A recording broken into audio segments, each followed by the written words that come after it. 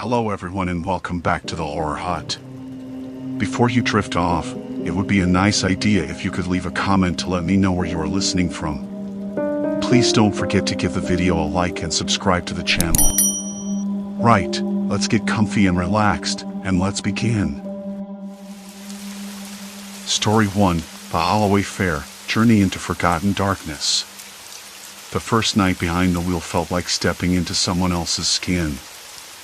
I remember the cold seeping through the cracked window as I sat waiting near King's Cross, the cab's heater sputtering like it had a cough. The air smelled faintly of damp wool and something metallic, maybe the city's grime settling in crevices no one bothered to clean. The hum of distant trains rumbled underfoot, but the streets themselves felt oddly quiet. Not the usual London quiet, where life thrums under every footstep and shout. This was more like the hush before a storm, or the silence in a museum after closing. My hands gripped the steering wheel a little tighter than necessary. I tried to tell myself I was just tired, overthinking. New job nerves, perhaps. But I couldn't ignore the prickling at the base of my neck, the way the streetlights flickered unevenly, casting long, spindly shadows across nearby walls. It was just past midnight when the first fare appeared. A man in mid-30s, trench coat flapping slightly in the breeze, waved me down near a cluster of closed shops on Pentonville Road. He looked like someone who'd been wandering for a while, his eyes darting nervously over his shoulder.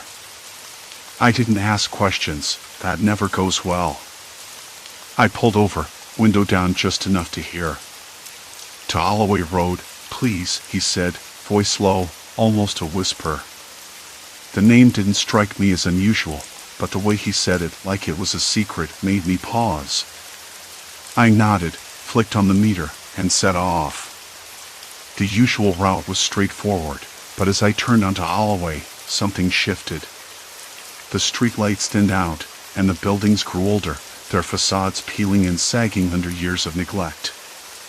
The air felt colder here, heavier, as if the city itself was holding its breath. "Do you know if the old Holloway station is still open?" the passenger asked suddenly, eyes fixed on the fogged-up window. "No, shut down years ago," I replied, glancing at the rearview mirror. His face was pale, almost too smooth, like he hadn't slept in days. "Why do you ask?" He shrugged. "Just curious. Used to catch the train there as a kid. Feels strange seeing it all boarded up." I wanted to say something to break the silence, but found my voice stuck somewhere halfway. The cab's headlights passed a narrow alley off the main road, one I hadn't noticed before, squeezed between two crumbling brick buildings. It wasn't on my map, and the street sign was faded beyond legibility. A chill ran down my spine as if the alley was a mouth opening to swallow the city whole. "Turn here," the passenger said abruptly, pointing toward the alley. I hesitated. The alley was too narrow for a cab, and I wasn't about to risk getting stuck. "I don't think the cab will fit down there." He smiled then, but it wasn't a friendly smile. More like a twitch of lips forced into shape. "Just try," he said softly. Against better judgment, I edged the cab forward. The tires crunched over broken glass and scattered leaves.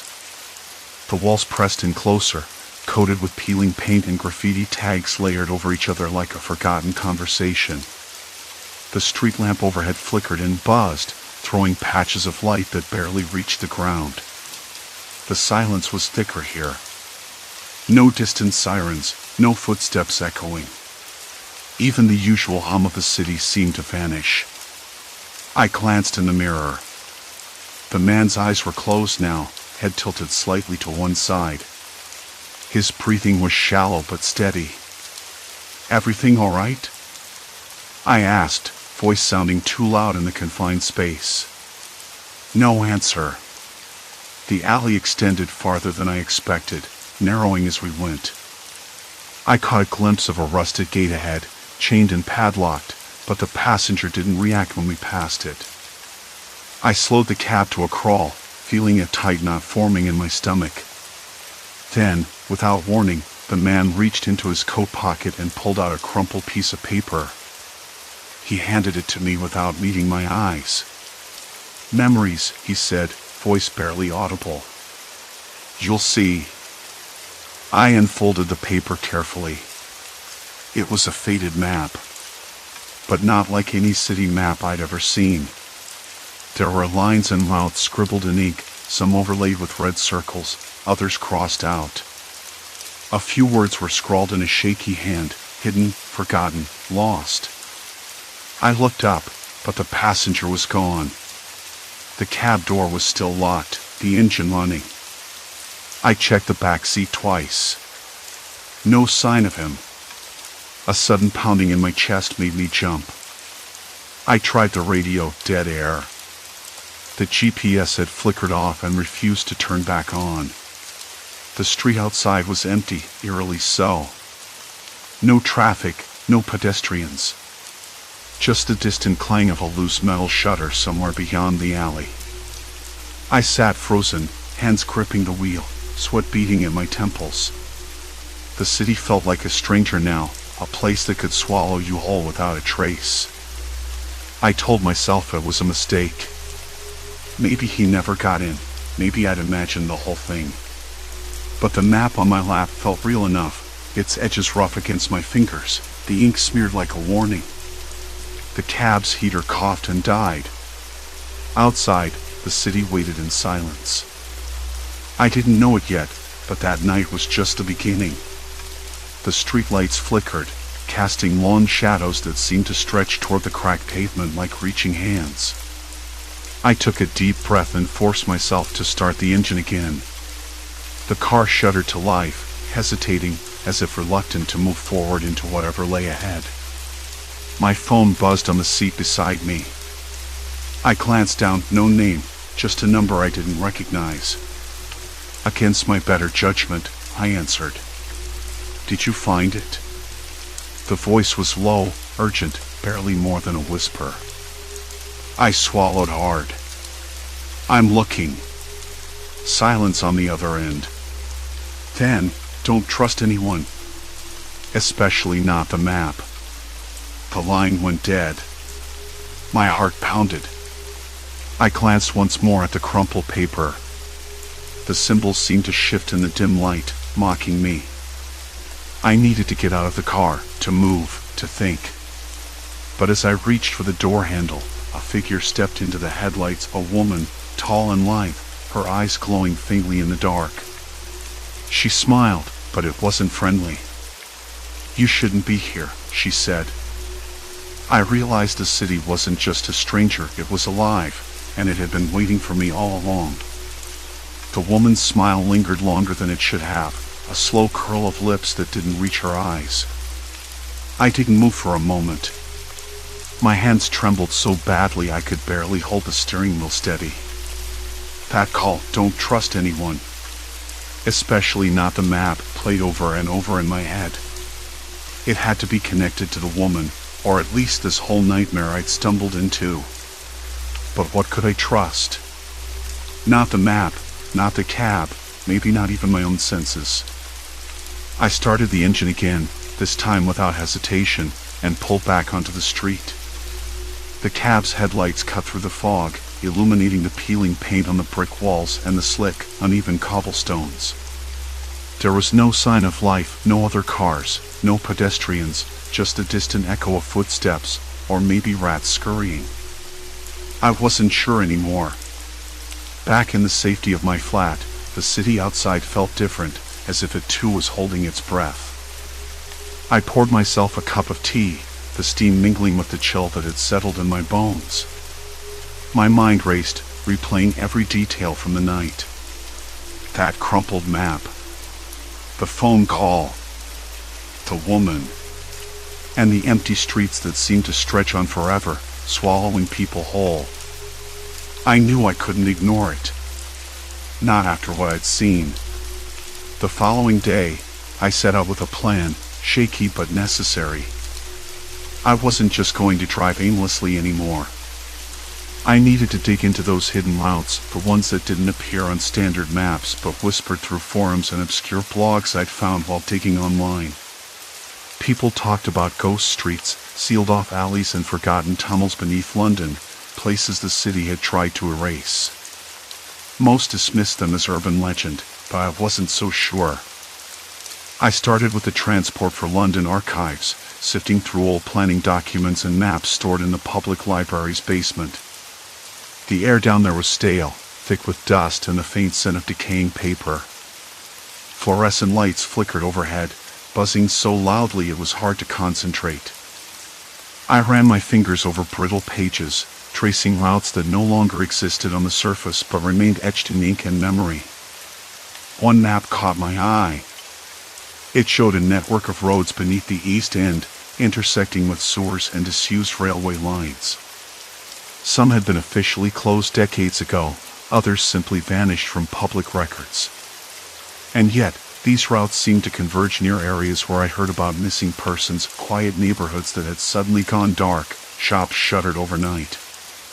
It didn't add up. Later, I met with an old cabbie I'd heard about through a colleague, a man named Arthur, retired but still sharp, with a knowledge of London streets that went beyond any GPS.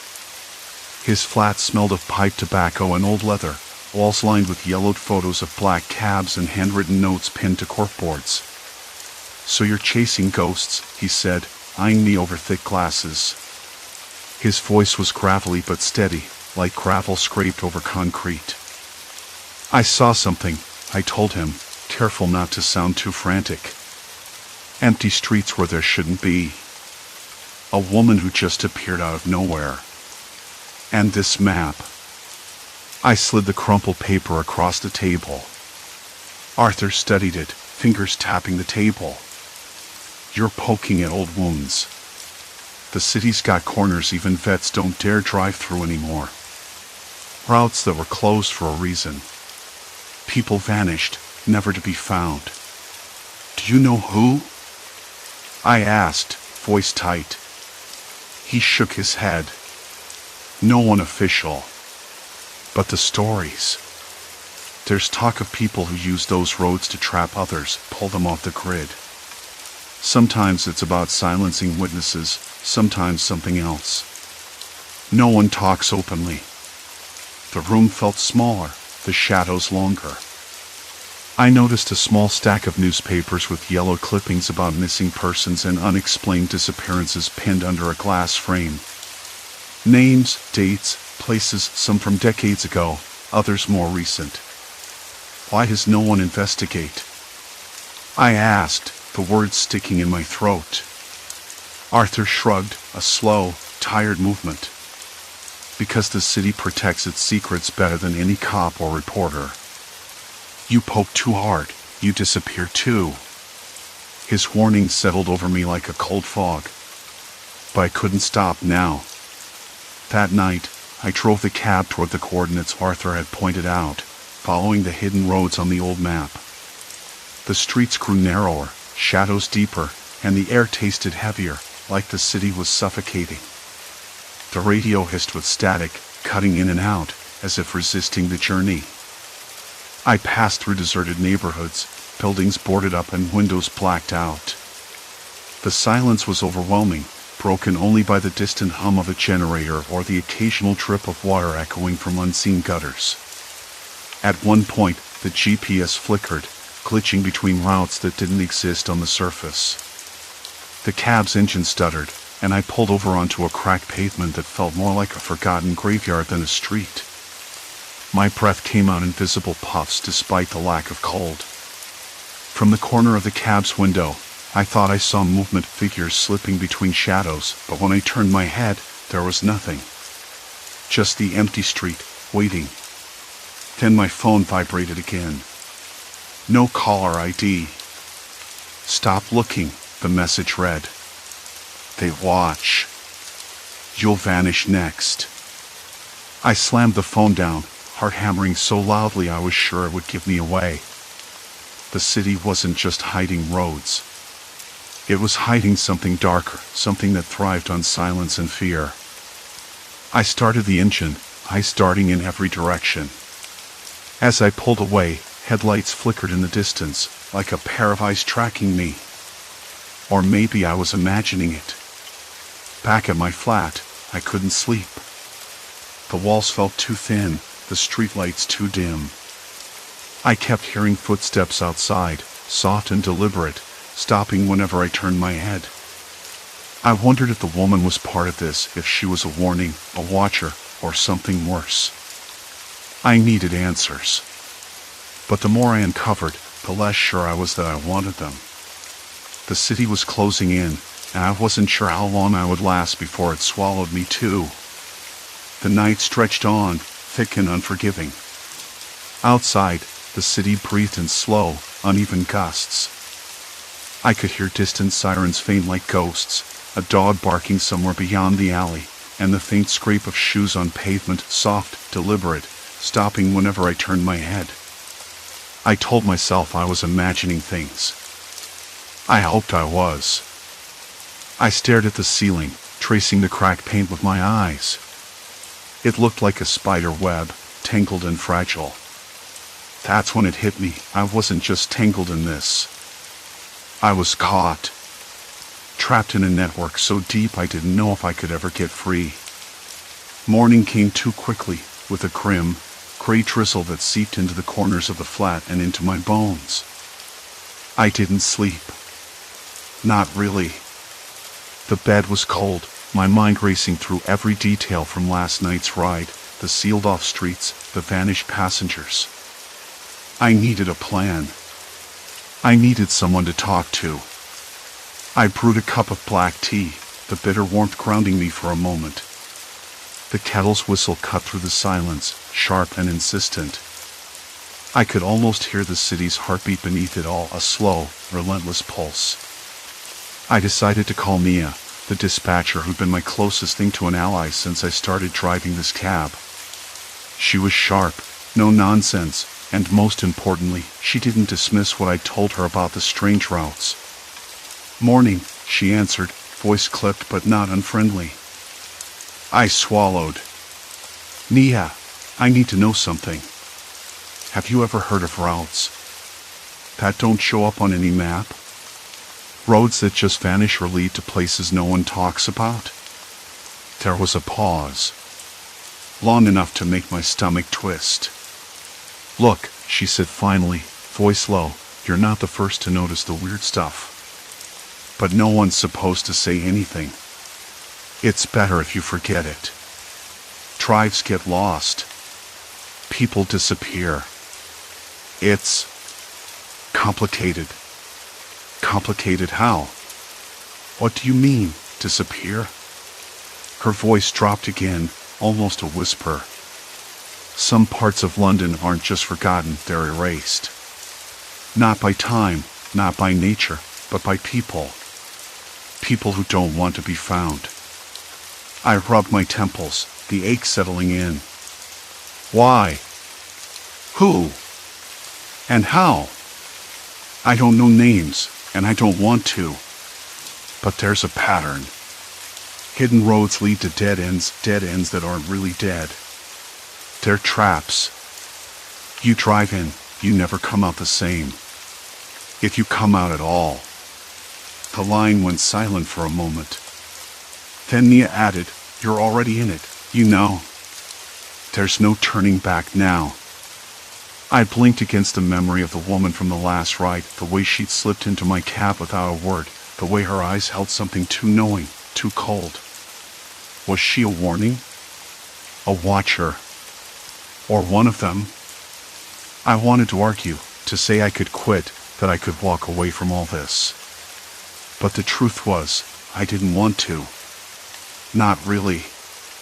The more I learned, the more I needed to know. Even if it meant stepping deeper into the dark. Later that afternoon, I took the cab out again, driving through the usual streets, letting the city wash over me in a blur of rain-slicked pavements and the scent of wet stone. I kept the phone off, trying to silence the paranoia, but the feeling of being watched never left. Then my radio crackled. "Taxi 47, you copy? Any pickups near Old Ford?" I hesitated, the name setting off a shiver. Old Fort was near one of the sealed-off zones I'd seen on those strange, obsolete maps stashed in the archives the other night. Places the city had apparently decided to forget. "Copy that," I answered, voice steady. An address came through, tucked away in a narrow, winding street I'd never been down. The GPS wouldn't recognize it, but I'd memorized the general area. I set off. The cab's headlights cut through the fog like item. Streetlights flickered, casting long, jittery shadows that seemed to twitch and pulse at the edges of my vision. I kept checking the rearview mirror, half expecting to see those eyes again.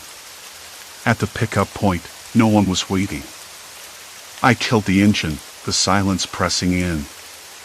Then, from the corner of my eye, a figure appeared, a man in a threadbare coat, face obscured by a hood. He climbed in without a word, and I felt the temperature drop. Not literally, the heater was working fine. It was something else, something deeper. "Where to?" I asked, trying to keep my voice calm. He spoke quietly, almost rehearsed. "Take me to the end of Willow Lane." I knew Willow Lane. It was one of those forgotten streets, blocked off at one end by a rusted gate and a faded sign warning of private property. No one ever went that way. No one came back. I hesitated but nodded. "Okay. Sure." The cab rolled forward, tires crunching on gravel and debris. As we crossed into the sealed-off zone, the city's usual faded. No cars passed. No people. Just silence. Complete silence. I glanced at the man. His hands rested on his lap, steady. His eyes never met mine. The street narrowed, the buildings closing in like walls. I felt the air, cold and heavy with silence thicken, heavy with dust and forgotten memories. I wanted to turn back, but the man's presence was a tether, holding me forward. The gate came into view, rusty and chained, but the lock looked old, brittle. The man reached out, and the chain somehow gave way, clinking to the ground. I swallowed hard. "How did you?" He shrugged, a faint smile flickering. "They leave the door open for some." We drove through. Inside, the world felt wrong. The streetlights were dead, and the buildings leaned inward, as if watching. I could hear something, whispers. Or maybe the wind caught in broken windows, but it sounded like voices just beyond comprehension. Then the man spoke, voice flat. "This is where they disappear. Where the city erases what it doesn't want." I wanted to ask who they were, but the words stuck in my throat. Suddenly, my phone buzzed in my pocket, silent, with no caller ID again. I pulled it out, fingers trembling. The screen lit up with a single message: "You're too late." The man looked at me then, eyes sharp and unblinking. "There's no going back now," he said. The cab keys slipped from my sweaty grasp and clattered on the floor. Outside, behind the rusted gate, I could see a figure standing in the shadows, a woman, her face pale, watching. Not a warning anymore. A promise. I wanted to scream, to run, but the locked door sealed me in. The city was no longer a place I worked in. It was a cage, and I was its newest prisoner. The air inside the cab thickened, heavy as if the night itself pressed against the glass, trying to crush me. Outside, past the rusted gate, the woman remained. Still. Watching. Her pale face blurred by shadows, but the way she held herself, like she was waiting, patient, inevitable, it felt as if she belonged to this forgotten place, like she'd been waiting here for years. I swallowed hard. The city had turned into something else entirely, and I was trapped inside a nightmare that smelled of damp concrete and rust. The man's voice cut through the quiet. "You want to know the truth? You want to understand why this place exists?" He leaned in closer, the faint scent of stale tobacco on his breath. It's not about ghosts or curses. It's about control. People vanish because someone decided they shouldn't be part of the city anymore. Not officially. Not on any map. His words settled like sediment in my mind. Control. Erasure. The whispering voices, the forgotten streets, they weren't accidents. They were deliberate. Someone was rewriting the city, one lost soul at a time. I looked at the keys again. My fingers itched to grab them, to make a run for it. But the man was right. I wasn't just dealing with a sealed-off neighborhood or a bad part of town. I was caught in a network of silence and absence, a system designed to swallow people whole without leaving a trace. The woman outside shifted, stepping forward into a sliver of moonlight. Her eyes caught mine through the window, dark pools filled with something I couldn't name. Sadness? Resignation? Or worse, a warning. Who are you? I whispered, voice cracking. She didn't answer. Instead, the man spoke again. She's one of the forgotten. Someone who got too close, who saw too much. Now she waits. Like you will, if you don't decide what to do next. A sudden noise broke the stillness, a scrape, low and deliberate. My breath caught in my throat. From the corner of the street, a shadow detached itself from the darkness, moving with slow certainty toward the gate. It wasn't the woman. This figure was taller, broader. There was a purpose in the way it moved, no hesitation, no fear. The man's eyes narrowed. They don't like visitors. I wanted to speak, to ask who they were, but the words stuck. The cab's interior seemed smaller, the walls closing in. The faint hum of a distant generator, the dripping of water somewhere beyond the gate, it was a soundtrack to something closing in. I could feel it in my bones. My phone buzzed again, the screen lighting up with a message, "Turn back now." A cold sweat broke out across my skin. The warning was clear. Someone was watching, monitoring. I was a trespasser in a city that didn't want me. Why me? I finally asked, voice barely audible. The man shrugged, a bitter smile tugging at his lips. Because you're new. Because you ask questions. Because you drive the routes no one else remembers. You're a glitch in their system. I swallowed hard. The cab's heater had died hours ago, and the cold crept in through the cracked windows, making my skin prickle. I glanced toward the door handle. Locked. The manual lock was jammed. No way out unless someone let me go. And judging by the man's expression, I doubted that was going to happen. Who are they? I pushed, desperate for answers. He looked away, voice dropping to a whisper. People who decide who belongs. Who gets erased? Officials, maybe. Or something worse. A network. A shadow bureaucracy that keeps the city clean. They use these routes, these hidden roads, to vanish people. Not just the homeless or drifters. Anyone they deem inconvenient. I chewed on those words. The thought of such a system, secret, ruthless, made the hairs on the back of my neck stand up.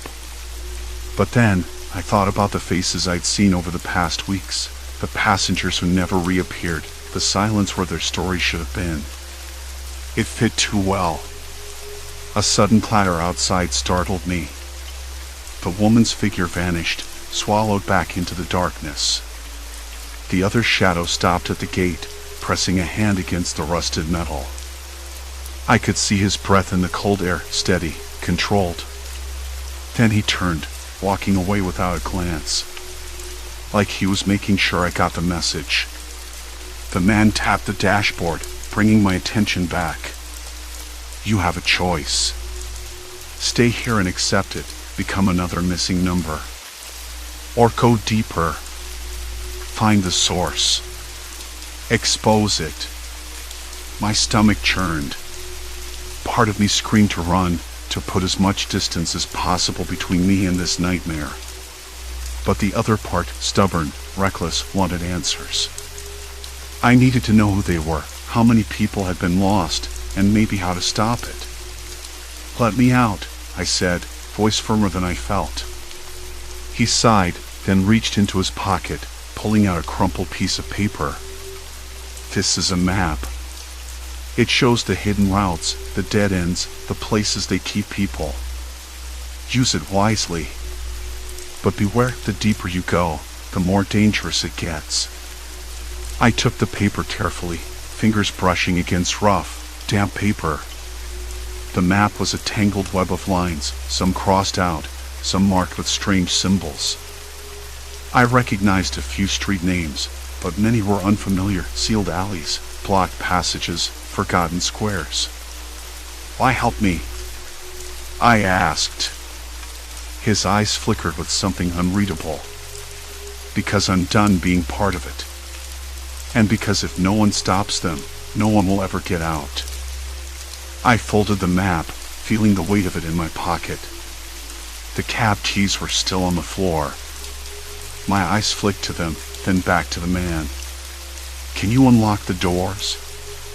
I asked. He hesitated, then nodded slowly. "But once you're out, there's no turning back." The lock clicked, and the door handle lifted with a reluctant creak. The cold night air rushed in, biting at my skin. I stepped out, heart hammering, and looked back at the cab, my temporary prison, my refuge, my prison. The street beyond was swallowed in shadow, the buildings looming like silent sentinels. Somewhere nearby, a faint sound, a child crying, maybe, echoed through the empty streets. Or was it just the wind? I glanced at the map again. The routes twisted like a maze, a spider's web designed to trap and confuse. But I had to try. For every lost passenger, every silent disappearance, for the woman in the shadows and the man who'd given me this dangerous gift, there was no going back. The city had claimed too many already. Tonight, I was going to fight back. I took a deep breath, steeling myself against the chill and the silence, and stepped into the darkness. The cold air bit at my cheeks as I stepped out from the cab, the door's reluctant creak still echoing in the silence behind me. I glanced back at the cab, its yellow paint dulled under the street lamp's flicker. It had been my cage, my shield, and maybe even my accomplice. The lock clicked shut behind me, the sound final. There was no going back now. I pulled the map from my pocket again, its creases softening from the night's damp, and traced the hidden routes, the spider web that had held so many in its grip. Names blurred by time, streets that no one officially knew existed, dead ends that weren't dead ends. I realized then that those vanished passengers, those who never emerged, had been swallowed whole by this labyrinth. But why? And who? I remembered the man who'd handed me the route, his eyes shadowed, his voice low and warning. "Once you're out, there's no turning back." I thought I understood then what he meant. Now, standing in that silence, I wasn't so sure. There was a weight in those words. Not just about the streets, but about what I'd uncovered, about what I'd become part of. The city's usual pulse was gone. Instead, there was something else, a slow, deliberate breathing beneath the cobblestones and cracked pavements. I could almost hear it. The faint scrape of footsteps where no one should be, the distant sigh of a door closing somewhere behind a boarded window. I swallowed hard. My hands trembled, not from cold, but from the memory of what I'd seen, the hidden rooms, the locked doors, the shadows moving just beyond the reach of the streetlight's glow. The woman in the shadows, her face still vivid in my mind, her eyes pleading, confused, lost. A passenger trapped in that maze, erased from the world outside. I had to find her. Had to find them all. I took a few steps forward, down a narrow alley that wasn't on any official map, the rough brick walls closing in. The air was thick with dampness, the smell of rot and something metallic faint beneath it. My shoes scraped against the broken glass and scattered debris. Somewhere nearby, a rat scurried, its tiny claws clicking on stone. I stopped. Listened. Nothing but silence. Complete silence. The city felt like it was holding its breath, waiting. Hours slipped by. I wandered through those forgotten streets, following the twisted lines of the map, noticing details I'd missed before, faded graffiti and strange symbols, the way the street lamps flickered unevenly, the sudden absence of birdsong or distant traffic. In some places, the pavement was cracked open, revealing old tunnels and passages I could only imagine led deeper into the bowels of the city. I wondered how many others had walked these paths, how many had tried and failed to escape. At one point, I found a door set into a crumbling brick wall, half hidden by ivy and rusted metal bars. It was ajar. My breath hitched.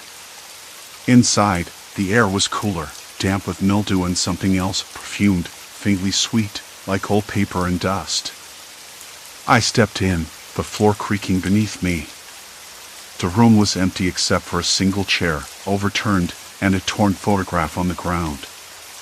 I picked it up, fingers trembling. It showed a family, smiling, sunlit, unaware of the shadows that would claim them. I slid the photo into my pocket, feeling the weight of it. This was their world before the streets swallowed them whole. I kept moving, following the route until the first light of dawn began to seep through the broken windows and cracks in the walls. The city was waking, slowly. The silence broke with the distant rumble of early buses and the chatter of morning commuters. I found myself back on familiar streets, the hidden paths fading behind me like a bad dream. But I knew they were still there, lurking beneath the surface.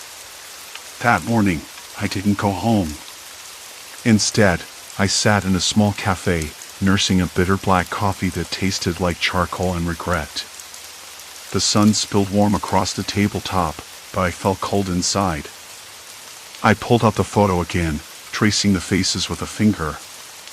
They were real people. Not ghosts or phantoms. People who had been erased. I thought about the cab, the routes, the locked doors. It wasn't just a maze, it was a trap set by someone who knew the city's secrets, someone who used those secrets to vanish people without a trace.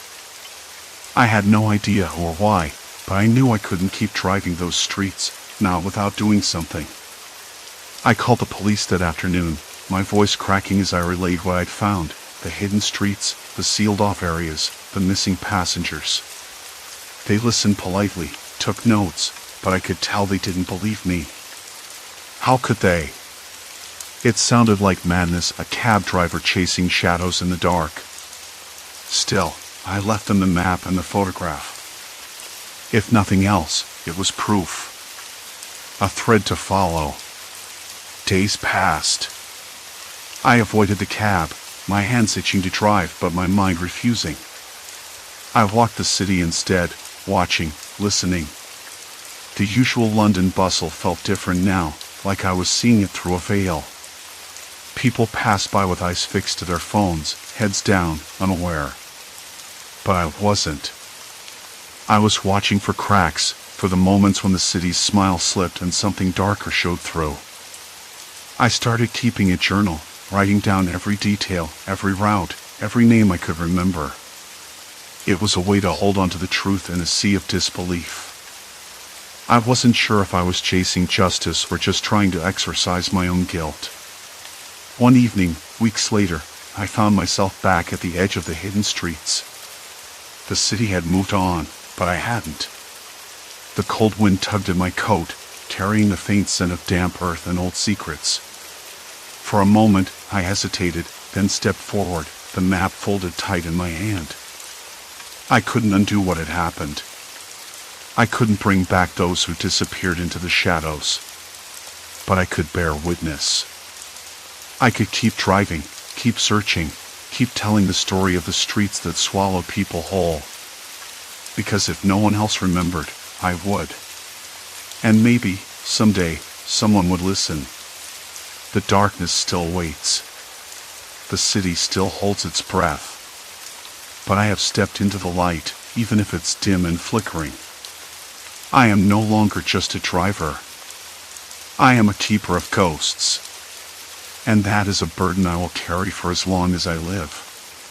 Story 2, Footprints Through Time, Haunting Visitors at Campsite. I told myself it was just a solo weekend, a chance to disconnect and reset. The air was colder than I expected when I arrived, but the sun was still stubbornly bright, cutting through the pines with sharp shafts of light. The ground smelled of damp earth and pine needles, that sweet, musty scent that sticks to your clothes if you stay long enough. I knelt down to brush aside a patch of moss, feeling the cool, spongy texture beneath my fingers. It was oddly soothing. I picked a spot near a small clearing, where the trees broke just enough to let the sky peek through.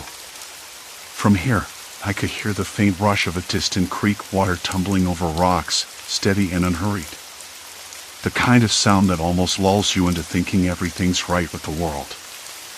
I hadn't seen another soul since the narrow dirt road veered off the main highway and vanished into the trees. No cars, no hikers, no sign of the weekend campers I half expected to encounter. I liked it that way. Quiet.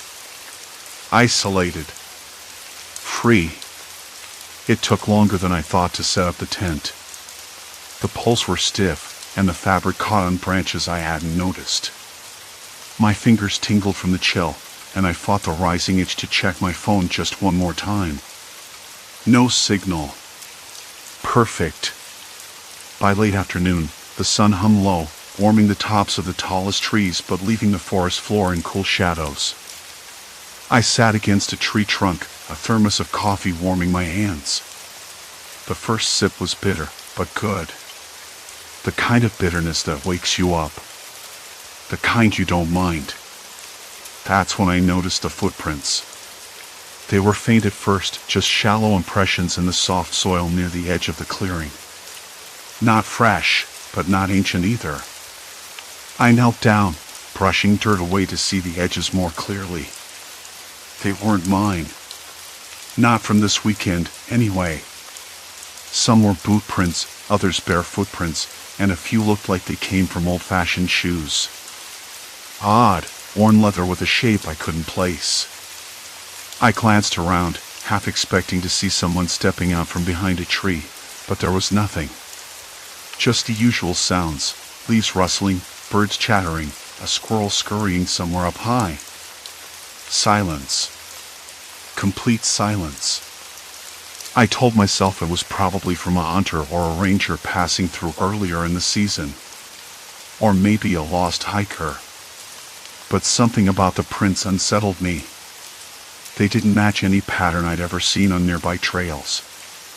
The way some of the toes splayed, the uneven depth of the impressions, it was like whoever made them wasn't just walking. They were searching, maybe even avoiding something. I stood up, brushing dirt from my knees, and looked toward the spot where the prints disappeared into the undergrowth. That's when I spotted it, a faded leather satchel, half buried under a pile of leaves. The kind of bag you'd find in an old movie set in the 1940s, with brass buckles and scuffed edges. I crouched down carefully, the hairs on my neck prickling despite myself. It was empty, except for a folded piece of paper tucked inside a hidden pocket. I unfolded it slowly, the paper brittle and stained yellow with age. The handwriting was cramped but clear. May 12, 1947. If anyone finds this, know I've been here. Not by choice. Not for long. I'm waiting. I blinked. The idea that someone had been here 75 years ago, leaving notes buried in the dirt, felt like a page torn from a forgotten book. I looked around again, the forest suddenly feeling a little less welcoming. I stuffed the note back into the satchel and tucked the bag into my pack. Maybe it was a prank. Maybe someone was playing a game. But the more I stared at the woods, the more I felt eyes on me, though I saw no one. Later, as dusk settled, the temperature dropped sharply. The wind picked up, sending dry leaves skittering across the ground. I lit a small lantern inside the tent, its glow flickering against the canvas. Outside, the forest seemed alive with whispered voices, branches creaking, twigs snapping underfoot, a far-off owl calling. I tried to ignore the feeling of being watched. Tried to focus on the warmth of the coffee mug in my hands, the steady hum of the creek, the way the tent fabric rustled gently with the wind. But every time I looked outside, shadows seemed to shift just beyond the reach of my light. I kept telling myself it was nothing. The forest was full of wildlife. Maybe a stray raccoon or a deer. Yet, in the back of my mind, a question gnawed at me. If people had been here before, really here, hidden in these woods, what else might be out there now? And why did the note say, "I'm waiting"? When I finally crawled into my sleeping bag, the night was thick and quiet, but sleep wouldn't come easily. I heard footsteps again, soft, deliberate, just outside the tent flap. I held my breath, every muscle taut, listening. Nothing moved. Still, I couldn't shake the feeling that someone or something was waiting for me too. The minutes stretched endlessly, shadows shifting with the faint moonlight. Then, a whisper, barely audible, brushed against the fabric, "Don't be afraid." My heart pounded, but curiosity edged out fear. I unzipped the tent slowly, peering into the darkness. I peeled back the tent flap, the cold night air rushing in like a sudden breath. Outside, nothing stirred. I squinted into the darkness, trying to catch a shape, a movement, anything. The moon, thin and pale, cast a faint glow on the leaf litter. Then I saw them, the footprints. Fresh, unmistakably human. They circled the tent quietly, too deliberate to be random animals. My breath caught. I crouched at the entrance, tracing the edges with my eyes. They weren't mine.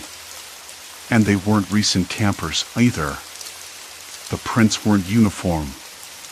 Some were broad and flat, others narrow and pointed. They curved around the tent in a slow, endless loop. I swallowed hard. Whoever had been here wasn't just passing through. They were waiting. Watching. I shut the flap gently, heart pounding in the silence. Sleep was out of the question now. I lay on my back, eyes wide open, ears straining for any sound. The forest held its breath. By dawn, exhaustion was clawing at me. I forced myself out of the sleeping bag, the cold biting at my skin. The air smelled of damp earth and pine, that fresh, sharp scent that only deep woods can hold. The ground outside the tent was soft with dew, the footprints still visible, now clearer in the gray light. I traced them with my eyes again, wondering who had made them and when. I packed up slowly, my hands trembling slightly. The tent zipper caught once, a sharp noise in the quiet morning. I told myself to stay rational. I wasn't imagining it. Something was off here. The note, the footprints, the whispered words. They weren't coincidences. I decided to investigate systematically. I'd spent the previous day wandering aimlessly, letting the forest swallow me up. Now, I needed details, dates, objects, anything to pin down the truth. I pulled my jacket tighter and stepped carefully onto the faint path leading deeper into the woods. The forest was dense, the canopy thick enough to blot out much of the sky. Birds chirped sporadically, their calls fractured and tense. I caught the scent of moss and something else, old smoke, maybe, or something metallic. It settled in the back of my throat, bitter and unsettling. About a quarter-mile in, I spotted the first sign, an old, rusted tin can half buried beneath a pile of leaves. It looked decades old, the paint faded and peeling. I knelt down, brushing dirt away carefully. There was a name scratched into the side, barely legible, E. Harper. The letters were jagged, hurried. I pocketed the can, feeling a strange weight in my chest. Who was E. Harper? And why had they left behind something so ordinary, yet so strangely out of place? Further along, I stumbled upon more artifacts, a cracked porcelain teacup, stained and cracked, a faded photograph wedged between two rocks, the edges curled and brittle. The photo showed a group of people, men and women dressed in styles from the 1940s, their faces serious and oddly familiar, though I couldn't place them. I sat down on a fallen log, heart racing. The forest suddenly felt colder, as if it was shrinking in around me. What was I walking into? The evidence wasn't just scattered, it was layered, like the forest had been a secret stage for decades of hidden lives. A noise to my left, a twig snapping sharply, snapped me back. I spun, eyes searching through the underbrush. Nothing moved. Still, the hairs at the back of my neck prickled. I swallowed an uneasy laugh. Get a grip, I muttered aloud. It's just a forest. But the forest wasn't just trees and animals. It was histories buried beneath layers of dirt and leaves. People who had lived here, left behind pieces of themselves in the shadows. I remembered the note. I'm waiting. Waiting for what? For me? For someone else? I couldn't shake the feeling that I was being drawn into a story much bigger than my own weekend escape. I pocketed the photo carefully and rose. The path forked ahead, one trail leading uphill, the other winding toward a creek. I chose the uphill route, reasoning the higher ground might offer a better view, maybe even more clues. As I climbed, the forest grew quieter. The wind dropped to a breathless stillness. My footsteps sounded loud, echoing off the trunks. I stopped suddenly, spotting something half hidden in a tangle of roots, an old leather satchel, worn and cracked with age.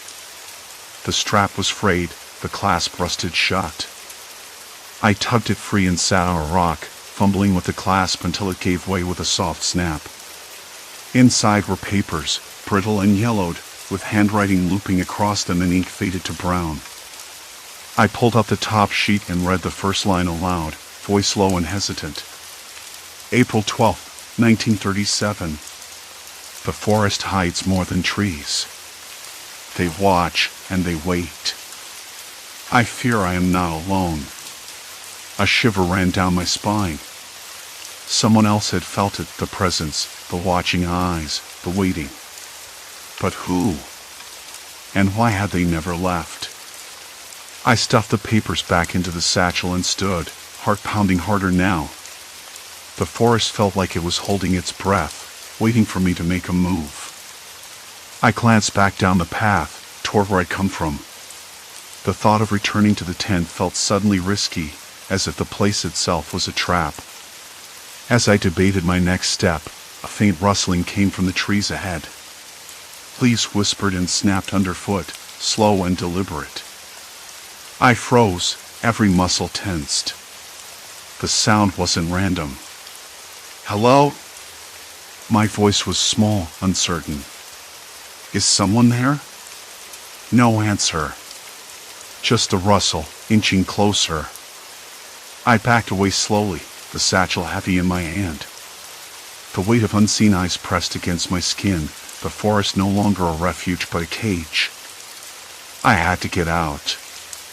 But first, I needed to know who was waiting and why. The rustling didn't stop.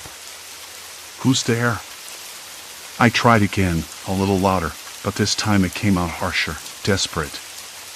No reply. Only the slow, careful snap of twigs, like deliberate footsteps tracing a pattern I didn't understand. The rhythmic crunch was too measured to be an animal. It was human. A person moving without haste, as if they didn't want to be seen, but also didn't care if I knew they were close. I swallowed hard and took a tentative step back. My boots crushed dry leaves, and the sound seemed to echo in the dense quiet. The satchel bumped against my hip, the weight of the papers inside pulling me down. I could almost feel the eyes watching, waiting for a mistake, an opening.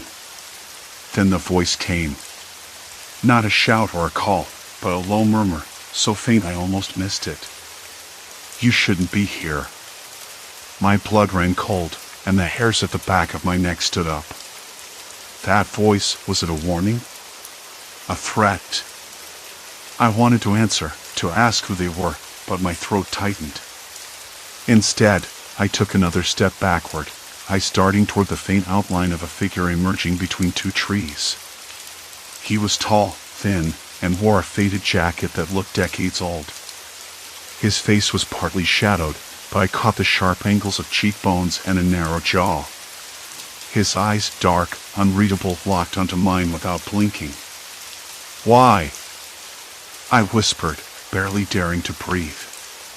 Because this place isn't for you. Not anymore. Something about his presence felt off. Not frightening in the usual sense, but unsettling, like a cracked mirror reflecting a truth I wasn't ready to face. My mind scrambled to make sense of it. The footprints I'd found, some so old they were almost fossilized in the dirt, the scattered belongings from different times. What if this man was part of that puzzle? A remnant of some forgotten chapter? What do you mean? I stepped closer, trying to steady my voice. I'm just passing through. No one just passes through here, he said, the words slow, deliberate. Once you come, you don't leave. Not really. I blinked, confusion swirling through me. That's crazy. He smiled then, but it was a thin, humorless thing that didn't reach his eyes. Maybe. But it's true. The air grew colder, and I realized how damp my shirt had become against my skin. The forest smelled different now, less like pine and earth, more like decay and old paper. The satchel pressed heavier against me, as if it was a tether I couldn't cut. Why? I asked again. Why you stay? His gaze dropped to the satchel, then back up. Because to leave is to disappear. To be forgotten. This place, it keeps us here. Like a story with no ending. I wanted to laugh, but the sound caught in my throat. The idea was absurd, yet beneath it lay a terrifying kernel of truth. The forest wasn't just a backdrop, it was a trap shaped by time and memory. Is that why you watch me? Because you want me to stay too? He hesitated, then nodded. You have no choice now. My heart hammered so loudly I feared he could hear it. No choice? Not once you've seen what's hidden. Once you've touched the past. I shook my head, trying to push past the surreal conversation. The path back to my tent, the one I thought was an escape route, felt miles away, swallowed by darkness and uncertainty. Every step I took seemed to lead deeper into the forest's grasp. The man in the presence stepped forward, and I caught the glint of something in his hand, a worn photograph, edges curled and stained. He held it out to me. Look. I took it, fingers trembling. The photo showed a campfire surrounded by people, but their clothes, their faces, they belonged to another century. Some wore hats with wide brims, others had hairstyles I'd only seen in old movies. And there, in the center, unmistakably, was the man himself. Who are they? I asked, voice barely audible. Us, he said simply. All of us who got caught. Different times, different stories, but the same ending. A cold wind rattled the leaves above, and the forest seemed to lean in closer, listening. I felt the weight of countless unseen eyes, of lives folded into the shadows like old newsprint. What do you want from me? I whispered. To join us, he said. Or to forget everything and never come back. The satchel felt impossibly heavy now, as if the papers inside held every secret, every lost soul. I glanced back toward the faint glow of my tent, but the path was gone, replaced by a wall of darkness. "No," I said, a sudden surge of resolve pushing through the dread. "I don't belong here." His smile faded, replaced by something colder, sharper. "You already do. That's the point." The rustling started again, but this time it was all around me, branches scraping, leaves whispering, footsteps circling. I was trapped in a tightening ring of unseen watchers, all waiting for me to decide. My hands shook. The forest had closed in, the night swallowing the last traces of safety. I was no longer a visitor. I was part of the story, whether I liked it or not. And there was no turning back. A single breath escaped me, shallow and quick. Eyes glinted in the dark, reflecting not just curiosity, but something older, ancient, hungry. The choice was mine, fight or become what lurked beyond the shadows. The forest was no longer just a forest. The footsteps had stopped. Or maybe they never really stopped. Maybe I just stopped hearing them because my mind refused to listen. The silence pressed in, thick and suffocating. A branch snapped somewhere behind me, sharp and sudden. I spun, half expecting to find a person or something standing there. Nothing. Just the gnarled trunks, the tangled underbrush. The night air was cold, sharper than before, and tasted faintly of damp earth and rotting leaves. I swallowed. "I don't belong here," I said again, but the words felt hollow. Not just here, but in this moment, trapped between the past and whatever this was becoming. His voice, cut through the dark like an item.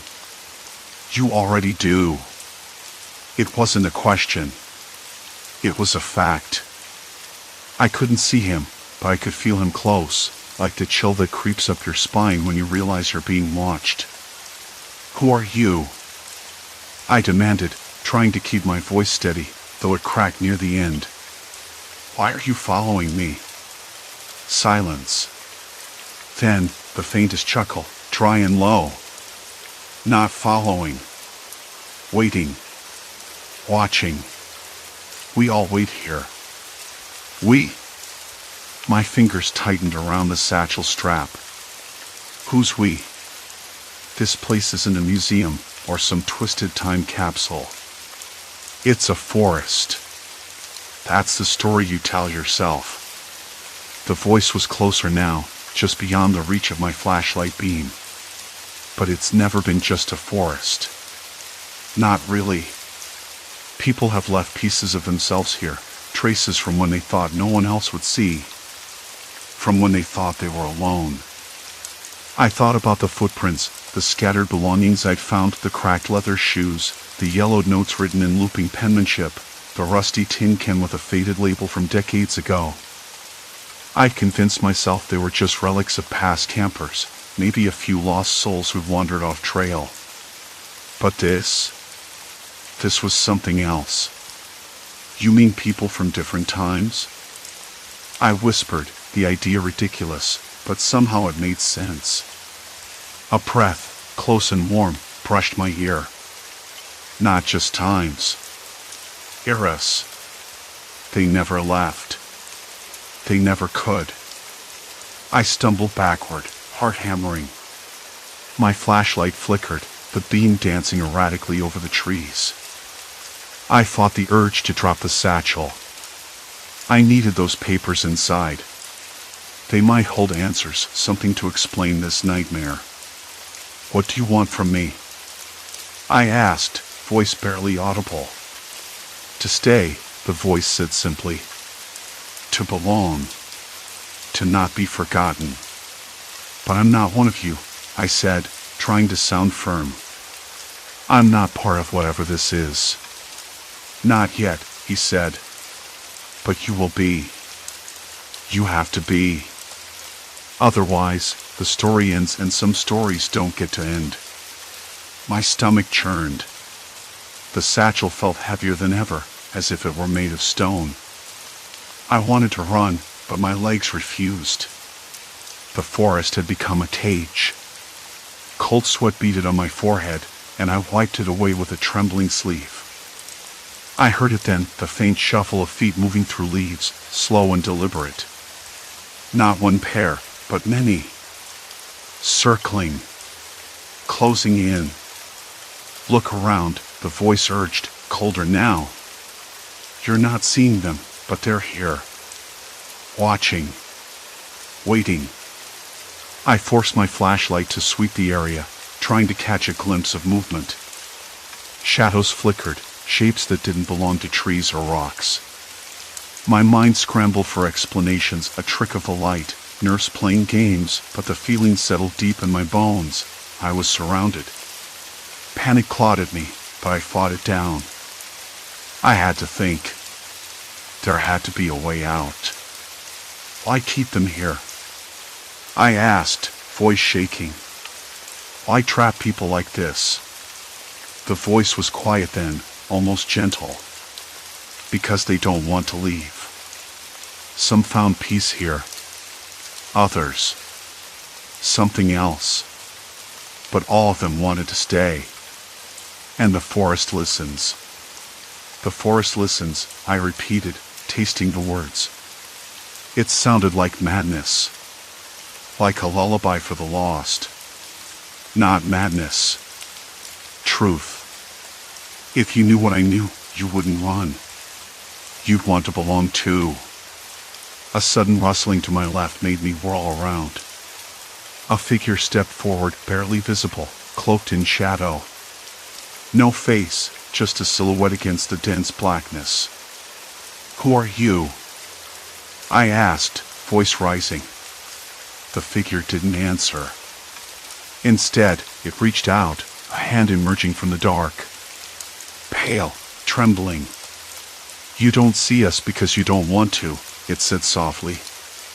But we see everything. We've waited for you. I stepped back, tripping over a root. The satchel hit the ground with a dull thud. Papers spilled onto the mossy earth, yellowed letters, brittle photographs, a thin journal with a cracked spine. My fingers trembled as I knelt, gathering the scattered pages. The journal's cover was embossed with the name Margaret. A date, 1923. My breath hitched. The handwriting inside was neat but hurried, detailing days spent in this very forest, talks of loneliness and hope and a strange man who promised forever. Forever, the shadow whispered, voice barely audible. That's the promise. The trap. The lie. I looked up, heart racing. The figure was closer now, the edges of its form sharper, more defined. The air grew colder, thick with the scent of damp wood and something metallic, old blood. I couldn't tell. Why me? I asked, desperation creeping in. Why choose me? Because you're the one who found the story, the figure said. Because you carry the past with you. Because you're the next chapter. I scrambled to my feet, clutching the satchel, my mind spinning. The path back to the tent was gone, swallowed whole by the night. The forest had shifted, rearranged itself into a labyrinth of dark shapes and impossible angles. I don't want this, I said, voice breaking. I want out. The figure's face was just a shadow, but the eyes shone bright, unblinking. You can't leave. The story demands you stay. That's the price of knowing. Cold fingers brushed my arm. I jerked away, stumbling backward, heart pounding so hard I thought it might burst. The satchel slipped, tearing slightly at the strap. Don't fight it, the voice urged, a cruel smile hidden in the darkness. You belong here now. I ran. Branches clawed at my face and arms, the ground slick beneath my boots. The whispers rose all around me, fragments of conversations, names, dates, regrets, laughter. The forest was alive with memory, with ghosts of the forgotten. I didn't stop until the first gray light of dawn crept over the horizon, bleeding through the trees. Only then did the shadows recede, leaving me breathless, soaked in sweat and dirt, clutching the satchel like a lifeline. But the forest had changed me. I knew that now. The story wasn't over. Not by a long shot. And somewhere deep inside, a voice whispered, "You're already part of it." The air was colder that morning, sharp with the scent of damp earth and pine needles crushed beneath an unseen weight. I woke before dawn, the thin tent fabric trembling lightly as a breeze slid through the trees. I lay still for a long moment, listening to the quiet, no birds, no rustling small animals, just a silence so dense it felt almost deliberate. I had expected the forest to wake up with me, but instead, it seemed to be holding its breath. I stepped outside, the ground cold and wet against my boots. The sky was a pale, bruised gray. My eyes traced the familiar shapes of the trees, but something was off. The footprints. They were still there, pressed into the soft earth around my camp, but they weren't mine or anyone's I could recognize. I knelt, brushing away a fallen leaf to examine one more closely. The print was deep, wide, and the toes splayed oddly, like someone who wasn't used to walking on soft ground. I didn't expect to see footprints from someone who might have been here 100 years ago, but here they were, unmistakable in their strange shape, alongside newer prints that didn't match any of my own. I felt a chill run through me that had nothing to do with the cold. I had been fooling myself, I realized. All those things I'd found, the rusted tin can from a long-forgotten brand, the frayed piece of fabric that didn't belong to any modern clothing, the brittle leather-bound book with pages yellowed beyond recognition, they weren't just relics left behind by other campers. They were evidence. Footprints and belongings from people who had come here before me, people who had stayed, people who had hidden. And now, one of them was still here. I packed up my camp quickly but quietly, the usual clinks and rustles feeling like betrayals in the stillness. My hands trembled just a little as I rolled up the tent and stuffed my sleeping bag inside its sack. It wasn't just the unease of being alone anymore. It was the weight of knowing I wasn't the only one, not by a long shot, and one of those others hadn't left. As I moved through the trees, I kept my ears open, straining for any sound that didn't belong, the snap of a twig underfoot, a soft shuffle that wasn't my own.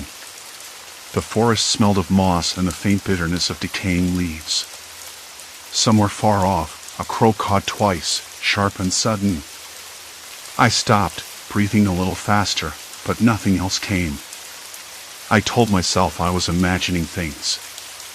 That the footprints belonged to some oddball drifter or a lost hiker. That the strange items were just old trash left behind by careless campers. But I knew better. I'd seen the eyes watching me, the shadow slipping just beyond the edge of my vision.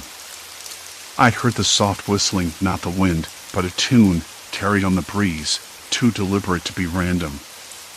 I had to find the person. I had to understand what was happening before it was too late. Deeper into the woods, I came upon the small clearing where I'd found the half-collapsed shack a few days before. The place looked different in the daylight, less threatening somehow, but still heavy with the weight of years. The wooden boards creaked faintly in the wind, and the air felt thick with dust and something else. Desperation, maybe. Or loneliness. I stepped inside, the floorboards groaning beneath my boots.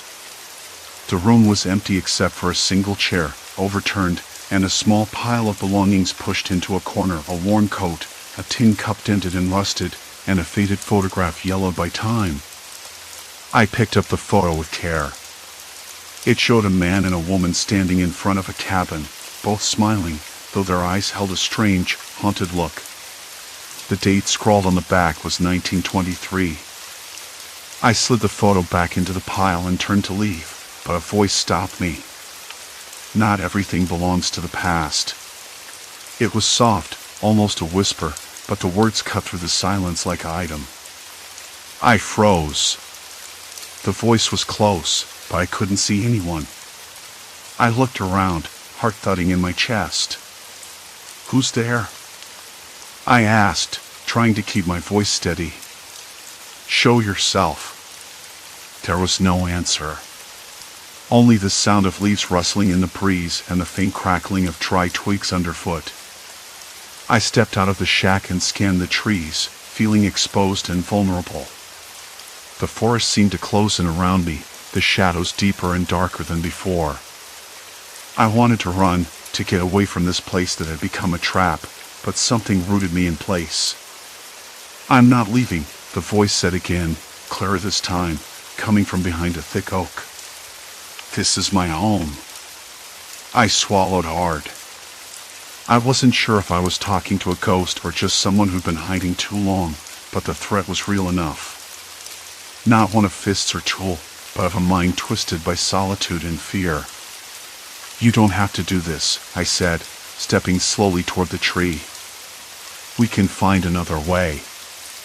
You don't have to be alone." Silence. Then a faint rustle as if someone was retreating into the darkness. I didn't follow. Back at my camp, I packed the last of my things with slow hands. My mind reeled with everything I'd learned. The forest was a patchwork of lives, of people who'd come and stayed for reasons I could barely understand. And now, one of them was still tied to this place, unwilling or unable to leave. As the sun began to climb, spilling warm light through the canopy, I felt a strange mix of relief and sorrow. I had come here alone, seeking solitude, adventure, maybe even something like peace. What I found was a story far more complicated and far darker than I expected. I paused at the edge of the woods, looking back once more. The trees stood tall and silent, guardians of secrets too heavy to carry. I thought of the man and woman in the photograph, the countless footsteps layered in the mud, and the quiet voice that had echoed in the shadow. I didn't know if I'd ever understand what had trapped them here. Maybe some things were meant to stay buried. But I knew one thing with certainty: I wouldn't be one of them. The forest swallowed the last of my footsteps as I walked away, the strange peace of leaving settling over me. A breeze stirred the fallen leaves, carrying with it the faintest hint of a whistle, a song that belonged to no one and everyone, drifting off into the morning light. Story 3, Shifting Caravan, Portal to Twisted Realities. It began with the smell. The caravan sat in the corner of a rundown storage lot, tucked between a cracked-down RV and a battered delivery van. The afternoon sunlight slanted through the grimy windows, casting long shadows across the faded linoleum floor. I remember the way the light hit the dust motes, glittering like tiny, restless spirits. The air was thick with the scent of old pine and something else, something sharp and electric underneath. The kind of smell that makes your nose twitch without warning. I ran my fingers over the counter, feeling the rough grain of the wood beneath layers of peeling varnish. The surface was uneven, pocked with small dents and scratches.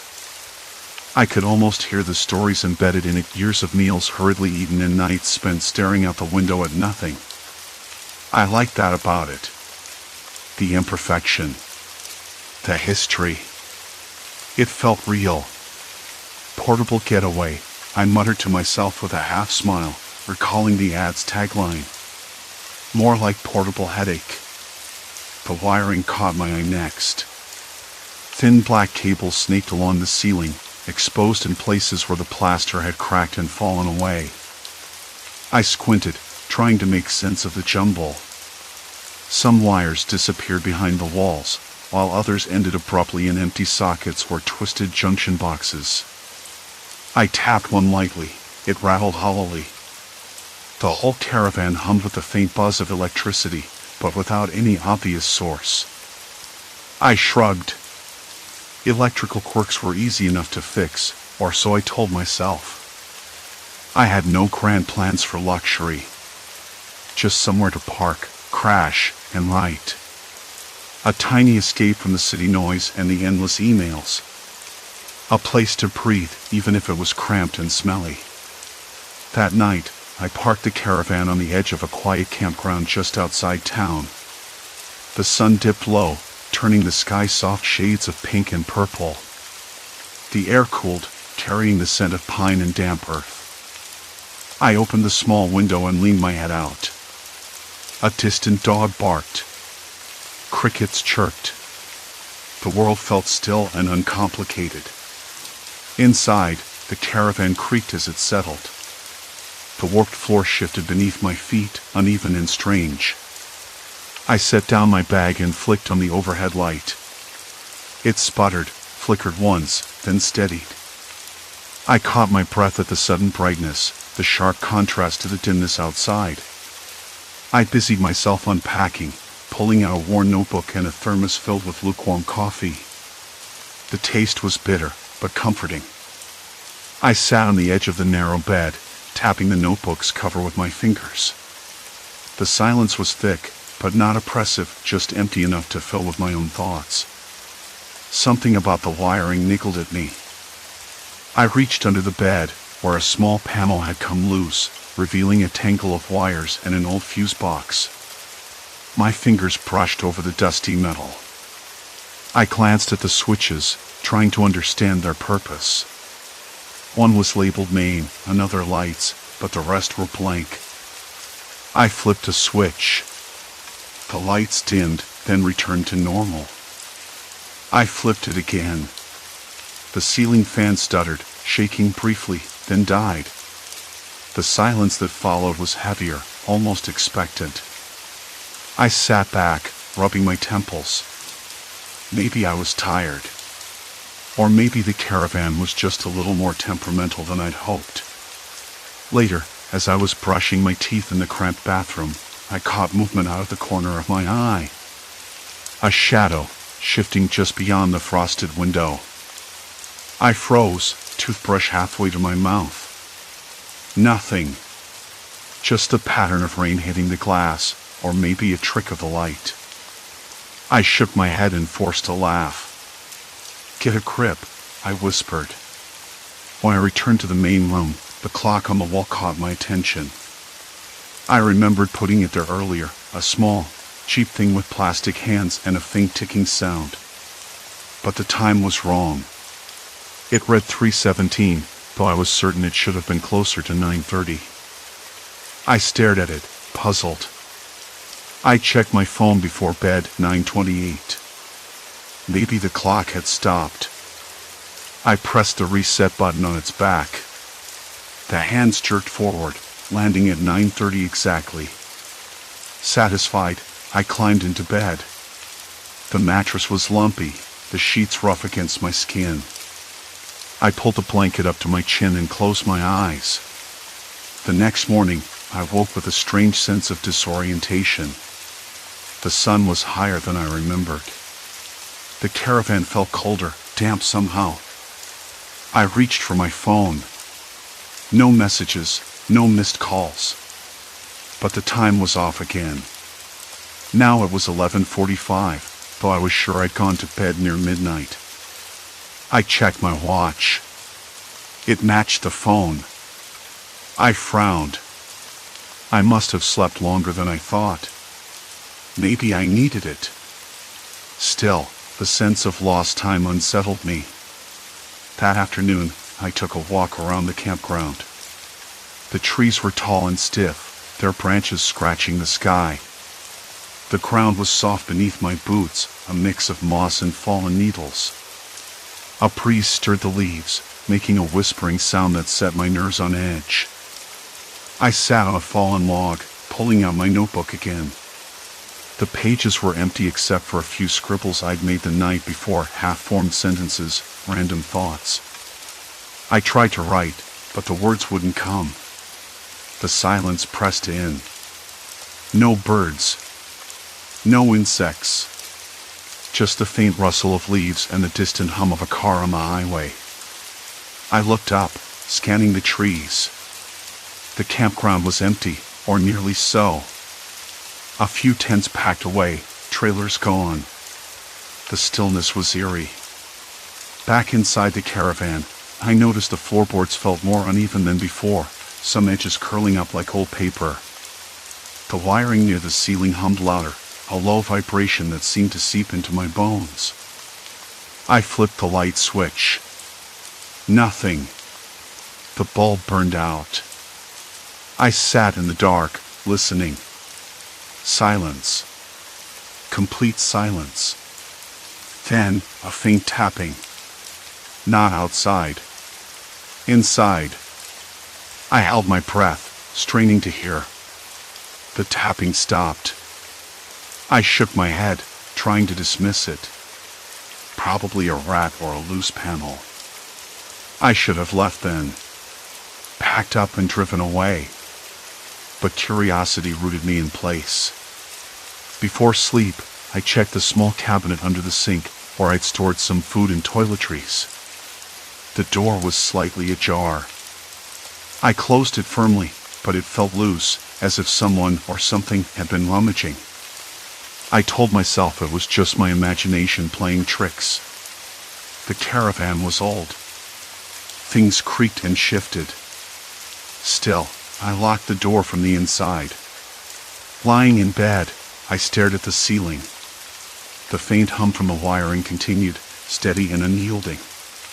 The warped floor beneath me creaked softly, like a slow, mournful sigh. I couldn't shake the feeling that I was being watched. Not by eyes, but by the space itself. The walls seemed to lean in closer, the shadows thickening. Sleep came reluctantly, and when it did, it was uneasy. I dreamed of rooms folding in on themselves, of doors leading nowhere, and of faces I didn't recognize watching from the dark. I woke up hours later, sweating, heart pounding. The clock read 3:17 again. Something wasn't right. I didn't know it then, but the caravan was already changing me, drawing me in deeper than I could understand. I was beginning to lose track of time, of reality. And that was only the beginning. The night stretched on, but sleep was a stranger. I lay rigid, eyes tracing the warped ceiling above, shadows shifting like ink spilled on damp paper. The tapping, soft, deliberate, had stopped, but the silence that followed felt charged, like the calm before an unseen storm. I turned my head toward the kitchen cabinet, the one under the sink, where the door had been ajar. The lock I'd fastened felt tenuous, as if it could give way with the slightest nudge. I didn't trust the caravan anymore. Not really. Not after the strange wiring hum and the warped floors that seemed to breathe beneath me. I told myself again it was the building settling, or maybe old plumbing pipes somewhere in the chassis. Rational excuses. But they didn't hold. Not when I caught sight of the small, yellowed slip of paper tucked beneath the loose cabinet door, a note I'd never left. I sat up, heart racing, hands trembling as I reached for it in the dark. The paper was thin, crumpled, stained with what looked like coffee or old rust. The handwriting was jagged, hurried, but unmistakably my own. Don't trust the wiring.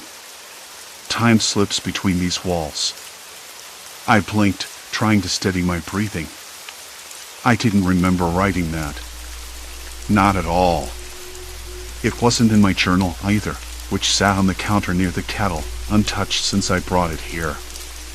The caravan felt colder now, the stale air biting at my skin through the thin blankets. I shivered and forced myself to stand, stretching out the stiffness in my legs. The floorboard creaked underfoot, a low groan that echoed through the small space. Every noise seemed amplified, every breath I took a sharp hiss in the silence. I flicked on the dim overhead light. It buzzed, the bulb flickering unevenly, casting a strobe of shadows. The wiring, old, frayed, tangled like a nest of snakes, ran in odd loops along the ceiling and walls, none of it professionally done. I crouched, tracing the cables with my fingers, the plastic casing brittle and dusty. Why had the seller mentioned nothing about this? The portable getaway was supposed to be simple, old but functional. Instead, it was a maze of strange wiring and warped wood, each detail more unsettling than the last. I grabbed my phone and opened the Notes app. Maybe I could piece this together. I typed out what little I remembered, missing hours, the shifting floor, the tapping. I saved it and set the phone beside the kettle. The screen's glow made the shadows retreat a little. Morning came slow and gray. I woke stiff and disoriented, the note still clenched in my hand. Outside, the sky was heavy with rain, the faint scent of wet earth and diesel drifting through the cracked windows. I rubbed my eyes and forced myself to eat a dry piece of toast, the crumbs gritty against my tongue. I needed answers. Not just about the caravan, but about me. Who was I becoming in this place? The thought prickled at the back of my neck, a cold finger tracing my spine. I decided to start with the wiring. If it was causing these strange time lapses, maybe I could figure out how.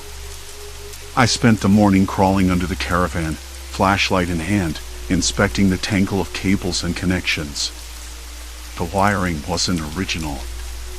Someone had been here before me, messing with it, cutting, patching, rerouting. It looked like a patchwork of different eras, some wires yellowed and brittle, others freshly stripped and twisted.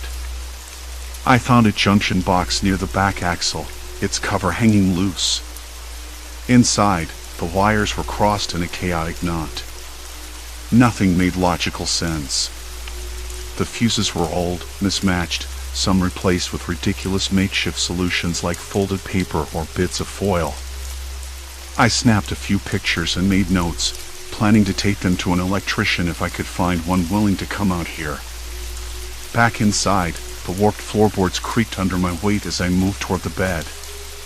I paused, noticing a small pile of objects on the floor near the footboard that hadn't been there before, a cracked ceramic mug, a half-empty bottle of water, and a worn baseball cap, my cap. I hadn't put those there. I didn't remember owning that mug either. I picked up the cap, brushing dust from the brim. It smelled faintly of tobacco and damp fabric. A shiver ran through me, but I shoved the unease aside. I checked my phone. No calls, no messages. But the time was off, several hours ahead of what it should have been. I frowned. I was sure I'd only been awake for an hour or so. Had I lost more time? How much had slipped past me while I slept or thought I was sleeping? A sudden pounding on the side of the caravan startled me. My breath caught. I froze. The rain hammered harder against the thin metal walls, masking the noise for a moment, then the pounding came again. More insistent this time. "Hello?" I called out, voice tight. "Who's there?" No answer. Just the rain and the pounding. I edged to the window and peered out, but the glass was foggy, droplets blurring the view. Nothing. No one. I wrapped my arms around myself, trying to shake the prickling sensation crawling up my arms. I told myself it was probably a branch, or maybe a bird caught in the storm. Even so, I locked the door again, double-checked the cabinet under the sink, and sat down, heart hammering. I needed to talk to someone. To explain, at least. My friend Claire had been skeptical about the whole thing from the start, calling the caravan a glorified metal box with wheels, but she was practical and sharp. Maybe she'd see something I missed. I called her, hands shaking as the phone rang. She picked up after the second ring, her voice crisp and clear. "Hey, you sound off." "What's up?" I hesitated. "It's the caravan, Claire. Something's wrong. I'm losing time hours at a stretch. And there's wiring everywhere, and I found a note. Like I wrote it, but I don't remember." There was a pause. "You're not sleepwalking, right?" "I don't think so. Or maybe I am. I don't know." She sighed. "Look, maybe it's just stress. You're isolated out there. You need to get out, get a fresh perspective." "I want to. But I feel like I don't know." like I'm stuck. Okay, how about I come out tomorrow? We can check the wiring together. Maybe your brain's just playing tricks. I nodded into the phone, even though she couldn't see me. Yeah, that'd be good. After we hung up, I felt a flicker of relief. Someone else knowing, someone else involved. But the relief was thin, fragile, like a glass about to shatter. I went back to the cabinet under the sink, opened it slowly, and pulled out the loose panel behind the food cans. There, tucked between the wall and a rusty tin of biscuits, was a small notebook. Bound in cracked leather, pages yellowed and curling. I opened it carefully. The handwriting inside was neat, meticulous, again, mine. But the entries were strange, disjointed, almost like a diary written by someone who was unraveling. One entry caught my eye. Time slips again. I can't tell if the days pass or loop. The wiring hums louder. I'm losing myself. Need to find the source before it's too late. The words pressed against my chest, heavy and urgent. I closed the notebook quickly and sat back, mind spinning. Was this me, or some version of me trapped deeper inside the caravan's strange pull? Had I been here before, days, weeks, months ago, and forgotten? The thought made my throat tighten. I tried to focus on the sound that seemed to vibrate in my bones: outside rain, distant traffic, a dog barking somewhere far off, but they all blended into a low, constant drone, as if the caravan itself was swallowing the world. I wasn't sure what to believe anymore. But I knew one thing: I couldn't stay passive. Something was happening here, something I had to confront. The tapping returned, softer this time, just behind the wall near the bed. I pressed my ear against the cold plaster. A voice whispered. Not a voice, really. More like a breath. The night crept heavily around the caravan, settling like thick wool over the cracked paint and warped floors. I sat on that rickety chair again, the one with the peeling vinyl, running through what Claire had said. Fresh perspective, she called it. Easy to say when your life isn't stuck inside a metal box that seemed to swallow hours of your time. My hands were still trembling, the phone slipping slightly between my fingers.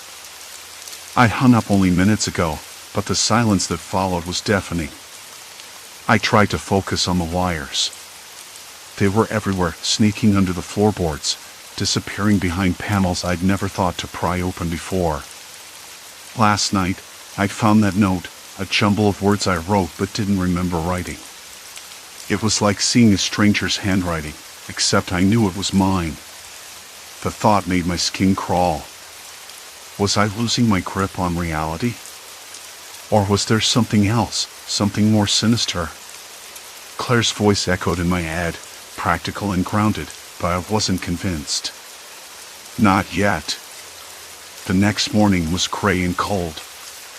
The caravan's windows fogged up from the damp air, and I could smell the mustiness, the old wood, stale smoke, and the faint tang of rusted metal. I pulled my jacket tighter around me and headed toward the panel near the kitchenette where the wiring seemed to cluster most densely. I had to understand it. If this wiring was the cause of the time slips, I needed to find the source. Maybe Claire was right. A fresh set of eyes wouldn't hurt. My fingers traced the wires cautiously, feeling the rough insulation under my fingertips. There was a low hum, almost imperceptible at first, but growing louder, like a distant engine idling just beyond the caravan's thin walls. I crouched to peer under the floorboards again. They warped with age, some creaking under the smallest weight. I pushed one loose plank aside, revealing a tangle of cables that looked like they'd been added over decades, layer upon layer. Something clicked inside me then. This wasn't just old wiring. It was deliberate. Someone had been here before, someone who'd spent hours rewiring the caravan from the inside out. But why? And who? My phone buzzed sharply, breaking the silence.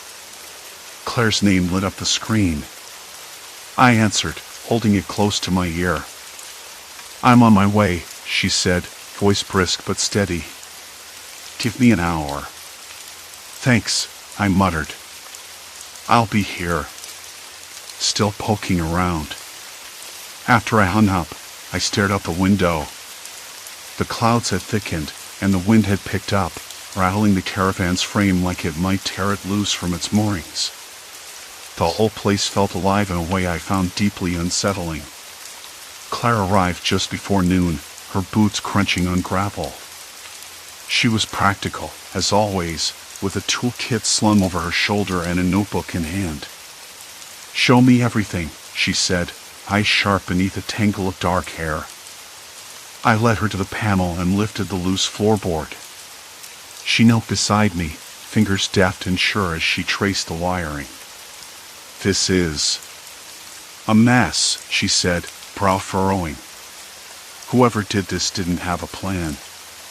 It's more like someone was experimenting. Trying to reroute power, maybe? But it's all wrong."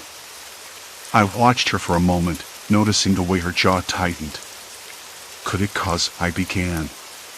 Blackouts? Time loss? She nodded slowly. "Maybe. If there's faulty wiring, it could be triggering electrical surges. That might affect your brain. Like an epileptic aura or something. But it wouldn't explain the note or the other stuff you mentioned." I swallowed hard. "Other stuff?" Claire's eyes narrowed. "You said you found signs of yourself. Living here? Like traces that don't match your memory?" I nodded, voice barely a whisper. "Yeah. It's like fragments of me are stuck in this place, but I can't reach them. And sometimes, I don't know if I'm the one who left those things or if it's someone else." She stood, rubbing her temples. "That's not good." Not good is an understatement. We spent the afternoon dismantling panels and mapping the wiring, but the more we uncovered, the deeper the mystery grew. Some wires didn't connect to anything visible. Others led to sealed compartments I hadn't noticed before. A small metal box, half buried under insulation, hummed faintly. It was warm to the touch, but I couldn't tell if that was from electricity or something else. Claire frowned. "This thing's rigged to stay powered no matter what. Like it's designed to trap you here, or at least keep you from leaving." I laughed, a short, bitter sound. "You don't think the caravan's trying to trap me, do you?" She shook her head. "No. But someone might have been. And if they succeeded, you're not the first one caught in this." That hit me like a slap. Someone else. Someone trapped before me. It explained the notes, frantic scribbles from a mind unraveling in isolation. The sky darkened as evening crept in. I suggested we take a break, but Claire insisted on one last check near the back of the caravan. A heavy silence settled over the house long before anything else stirred. I knelt down, heart thudding, and pried a small panel loose. Inside was a bundle of folded papers, yellowed and brittle. I unfolded the top sheet. It was a journal entry, dated nearly 10 years ago. "I'm stuck. The caravan won't let me leave. I think it's the wiring, or maybe something worse. Time slips, memory gaps. I'm losing myself. If anyone finds this, please get me out." I stared at the words, and the room, with its faint smell of dust and decay, seemed to shrink around me. The note was signed with my name. Claire's voice was barely audible. "This is a nightmare." I wanted to argue, to say this was impossible, but the evidence was brutal. Someone, me, another me, had been trapped here long before. And now, with the wiring still humming beneath our feet, the caravan wasn't just a portable getaway. It was a cage. The final panel creaked open beneath my trembling hands. Behind it, a small door revealed a narrow crawl space, dark and suffocating.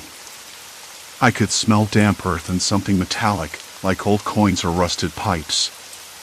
A faint scratching noise came from inside, barely audible but unmistakable. Claire grabbed my arm. Whatever's in there, we're not alone. I swallowed past the sudden dryness in my throat. The caravan, the wiring, the lost time, it was no accident. Someone wanted me trapped, or worse, wanted me to lose myself completely. And now that I'd found the journal, the evidence of past entrapment, there was no turning back. I glanced at Claire, her face pale but determined. "We have to know what's in there," I said. She nodded, pulling a flashlight from her bag.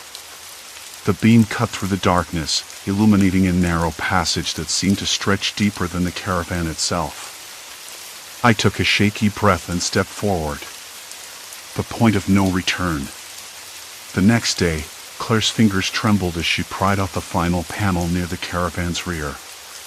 The dim glow from my flashlight cut through the stale air, revealing a tangled mess of wires that twisted like veins beneath the thin metal skin.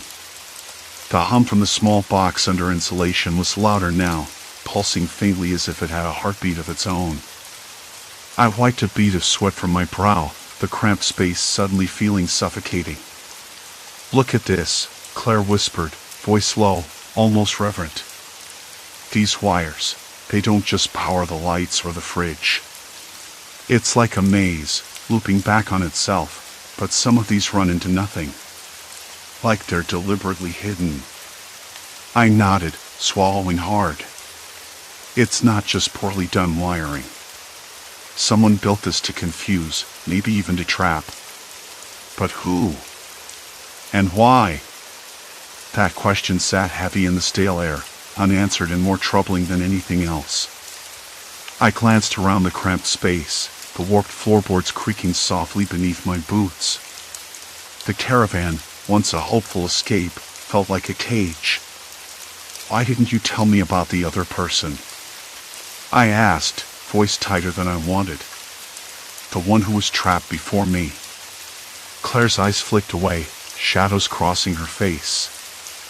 I wasn't sure if it was real. The notes could have been from someone else, or maybe someone you imagined. I clenched my jaw. I don't imagine things disappearing. I don't imagine losing whole days. The metal box's hum suddenly shifted, a subtle, rhythmic pulse that made my skin crawl. Claire stiffened beside me. "It's reacting to us," she whispered. "I think it's monitoring, maybe even controlling something." "Controlling what?" My voice cracked. "We don't know yet." I took a deep breath, trying to steady the growing knot in my stomach. The night outside pressed against the thin caravan walls, wind scraping dry branches, distant dogs barking, a faint, persistent drip of water somewhere beyond the door. "We should shut it off," I said, my voice firmer than I felt. "If this thing is causing the time loss or whatever's keeping me stuck." Claire's fingers hovered over the box, hesitating. "It's warm. I don't want to short-circuit it without knowing what it does. We could make it worse." I swallowed the frustration rising in my chest. "We don't have a choice. I can't keep living like this, losing time, waking up to find evidence of myself in places I don't remember going." She nodded, finally. "Okay. But we do it carefully." My hands trembled when I reached for the wires, the insulation brittle and oddly sticky beneath my fingers. The smell was faint but unmistakable, something like burnt plastic mixed with a sharp metallic tang. Not quite electrical, and not quite chemical. I pulled one wire loose and the hum faded. Then returned. "Try another," Claire said. I switched wires, and the hum grew louder, then shifted into a low, almost mechanical whine that made my teeth ache. The lights flickered, the single bulb overhead sputtering like a dying firefly. Suddenly, The floor beneath me seemed to tilt, the warped planks bending in ways they hadn't before. My stomach lurched. I gripped the edge of the counter, the rough wood biting into my palms. "Something's happening," Claire said, her voice tight. The Caravan shuddered, a deep vibration coursing through the metal frame, like a beast stirring beneath the skin. My breath caught, heart hammering in my ears. The walls seemed to close in, shadows stretching and twisting beyond the flashlight's beam. "We need to get out," I said, voice urgent. Claire nodded, but the door wouldn't budge. I yanked at the handle, the latch stuck fast as if welded shut. Panic flared hot and sharp. The sense of being trapped tightened around me like a noose. "Don't panic," Claire said, voice steadier than I felt. "There's a release panel under the floorboards near the entrance. If we lift that, maybe we can pry the door open from the outside." I dropped down on my knees, fumbling at the warped planks, the wood groaning under my weight. My fingers scraped against something cold and metallic, an old latch, rusted but functional. I pulled, heart slamming against my ribs, willing it to give. The floor shifted beneath me again, this time with a sudden, violent jerk that sent me sprawling onto my side. The air smelled of damp earth and something else, something acrid and sharp. I coughed, scraping my hands on the rough wood, tasting dust and bitterness. "Got it," I gasped, yanking the panel free. Claire grabbed a crowbar from the storage compartment nearby, her eyes fierce and determined, and wedged it against the door frame. With a grunt, she forced it open just enough for us to slip out. We tumbled onto the gravel driveway, gasping for air that tasted sweet and cold. The sky was a bruised purple, night thick and merciless around us. The sun had nearly slipped behind the distant hills when I finally made my way back to the Caravan. The air was sharp, carrying that faint metallic tang I'd come to associate with this place, something cold and unyielding, like the taste of pennies pressed against my tongue. I wasn't sure how long I'd been gone. Hours? Days? It didn't matter anymore. Time was a cruel joke inside that warped shell I called home. The gravel crunched beneath my boots as I approached, the Caravan sitting silently on its tired wheels, its faded paint peeling like scabbed skin. From a distance, it looked harmless enough, just an old trailer, abandoned on the edge of a scrubby field. Up close, though, it was a prison. The warped floors that seemed to shift beneath my feet, the strange wiring sneaking through the walls, their faint hums like whispered warnings. And worst of all, the evidence I'd found inside, notes in my handwriting, meals I never remembered cooking, clothes I never recalled changing into. Myself, trapped in some twisted loop of reality. I pushed the door open. It protested with a groan that echoed through the cramped space, the air stale and thick. I noticed immediately the faint smell of damp wood and something else, something faintly chemical, like oil mixed with burnt plastic. The smell always unsettled me. It reminded me of broken things, things I couldn't fix. I dropped my pack on the cracked linoleum floor, the faded pattern swirling beneath my feet like a whirlpool. My fingers brushed against the edge of the counter, rough and splintered. I closed my eyes for a moment and let out a slow breath. I was tired. Bone-deep tired. But I had to figure this out. I had to stop losing myself. I pulled out the small notebook I'd hidden beneath the cushions. The pages were dog-eared, covered in frantic scribbles, times, dates, strange observations. The more I wrote, the more I understood that the wiring was the culprit. Not supernatural, not ghosts or demons, just a baffling, human-made maze of circuits that distorted time in ways I didn't fully grasp. I'd managed to trace some of the wires back behind the panel near the stove. It was a tangled mess, a spider's web of exposed copper and frayed insulation. I had no idea who had wired this place or why, but it was clear someone had intended to manipulate the flow of electricity and, by extension, my perception. A sudden flicker of the ceiling light jolted me out of my thoughts. The bulb buzzed unevenly, casting long, jittery shadows across the walls. I glanced at the small clock on the counter. It wasn't moving. The hands were stuck at 3:17. I stared at it, willing it to change, willing time to move forward normally, but it remained frozen. The silence in the caravan was complete, punctuated only by the faint click and hum of the wiring. It was then I heard it, the quiet scrape of something sliding against the floor. I froze. My hands trembled slightly as I turned slowly toward the sound. There was nothing visible, just the warped walls and the peeling wallpaper curling like dead skin. "Hello?" I called out, my voice rough and unexpected in the stillness. No answer. Just that scraping again, closer this time, like fabric brushing against wood. My breath hitched, and I swallowed hard. I told myself it was a rat, or maybe the wind. This place had to be explained by logic. No ghosts, no curses. Just circuits and human error. I moved toward the rear of the caravan, where the wiring was thickest, where the distortion was strongest. The floorboards creaked underfoot, uneven and slick with some unidentifiable residue. My fingers brushed the wall, tracing the wires behind the panel. I found a small switch tucked among them, one I hadn't noticed before. It was tiny, almost invisible against the grime. I hesitated. My heart ticked against my ribs, but I flipped the switch anyway.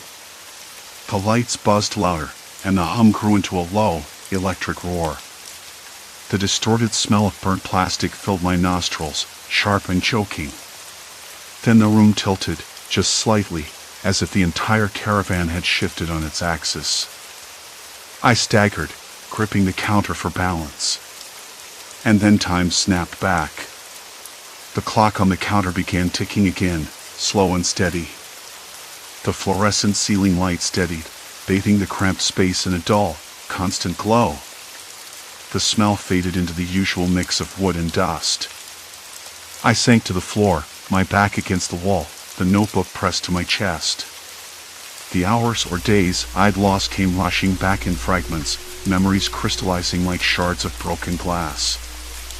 I saw myself pacing here, writing notes, staring at the walls. I saw moments of panic, confusion, hope, despair. All of it had been me, trapped in a loop, lost inside the wiring's cruel maze. I realized then what I had to do. I couldn't keep fighting the distortion alone. I needed help. The thought was terrifying. Inviting someone else into this mess, this warped, creaking coffin, felt like handing over a key to my own undoing. But isolation had nearly broken me. I couldn't do it anymore. I pulled out my phone. The battery was almost dead, but it had enough life to boot up. I dialed the number I'd been too afraid to call. "Hello," came the voice, warm and cautious on the other end. "Hey, it's me," I said, voice cracking. I'm stuck. Not just in here, but in my head.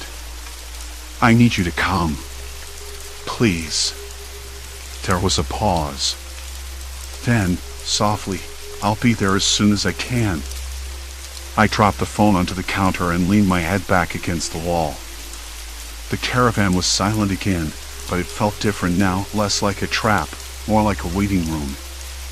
Waiting for rescue, maybe. Or for me to find a way out. Outside, the first stars began to prick the night sky. The world was vast and unknowable beyond these walls, but for the first time in a long while, I felt a fragile thread of something like hope. I didn't know what the future held, or if the wiring's grip would loosen completely. But I knew I wasn't alone anymore. And that made all the difference. I closed my eyes and let the hum of the caravan fade into the background. The warped floors beneath me felt a little more solid. The strange wiring's whispers were quieter now. For the first time since I bought the caravan, I believed I might be able to leave this place behind. Not just the physical caravan, but the fractured, shifting versions of myself it had trapped inside. I would find my way back. I had to. Story 4, Frozen Ascent, Haunted Ski Lift Isolation. The morning air tasted like frozen metal and pine needles, sharp and brittle against my tongue as I exhaled. I was standing in the shadow of the old ski lift, the one everyone says is on its last legs but still runs every season like clockwork. The chair hung there, inert, swaying faintly in the gusts that rattled the cables above. I'd been the first person to arrive that morning, the only one stupid enough to try the early run when the mountain was still waking up. Nobody else dared yet. The lodge was closed, silent except for the distant drone of the wind and the occasional clink of ice falling from the pylons.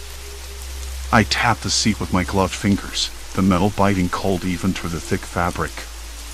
The cable creaked, a low groan that made me glance up instinctively. I felt a flicker of unease, like the mountain was watching me, waiting. I shrugged it off. I always got like this when I was alone on the slopes before the crowd showed up. Quiet made my thoughts louder, and louder thoughts had a way of twisting, of inventing danger where there wasn't any. I remember saying out loud, well, if the world ends, at least I'm dressed for it. The words startled me more than the wind did. The echo bounced off the empty trees, swallowed by the thick silence. No answer. Nothing but the whisper of the cables. The chairlift chair was old, its paint chipped away in places, revealing rust that had settled into the metal like a stain you couldn't scrub out. I gripped the bar, cold and unyielding, and swung my legs slightly. The mountain stretched out below me, a patchwork of white and shadow, sharp ridges that caught the weak sunlight in jagged angles.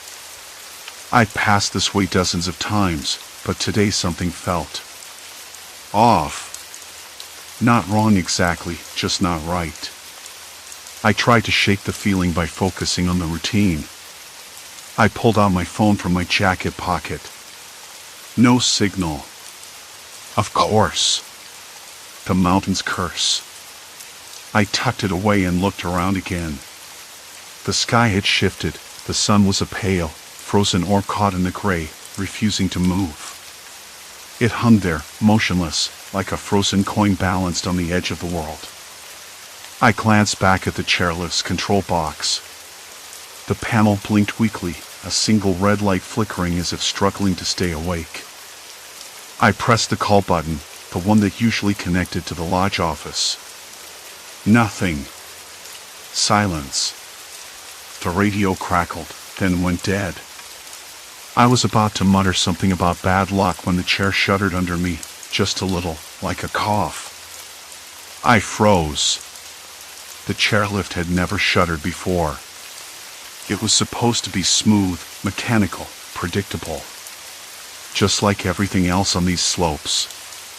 The thought that something unpredictable might be happening was like a stone sinking in my gut. I looked around for signs of life. No skiers.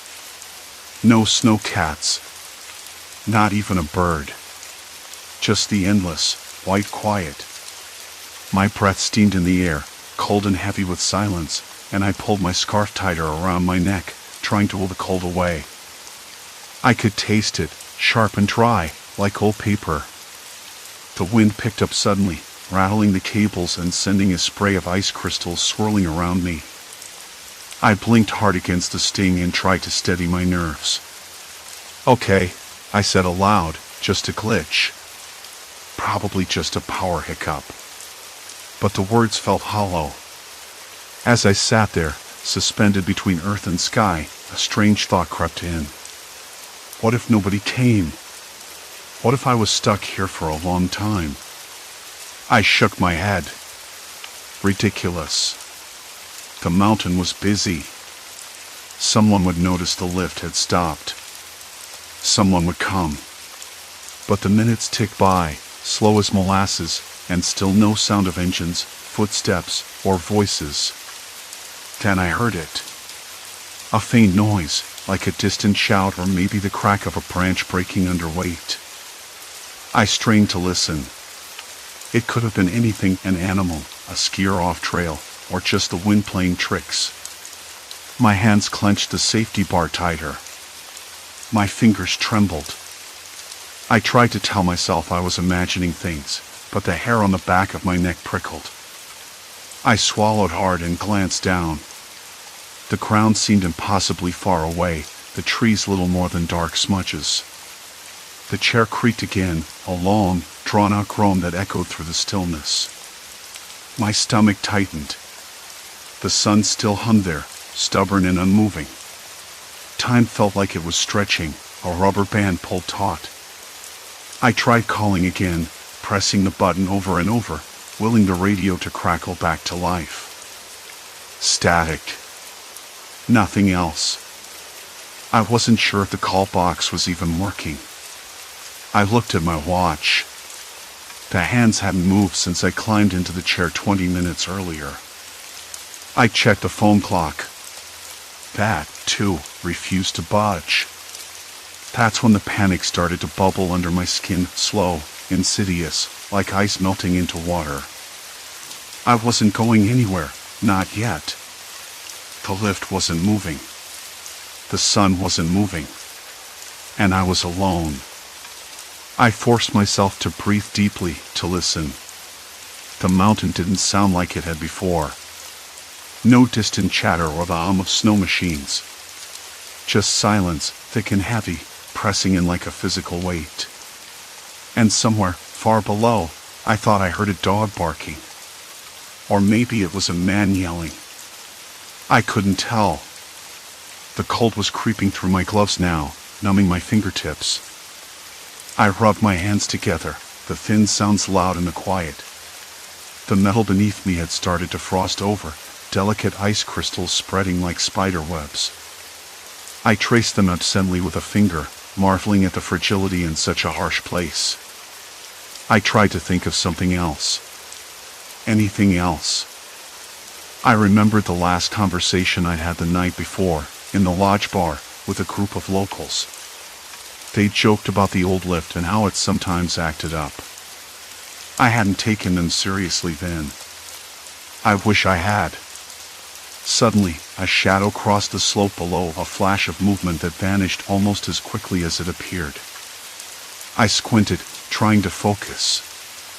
Was it an animal? A person? The trees blocked my view, but I could swear something or someone was watching me.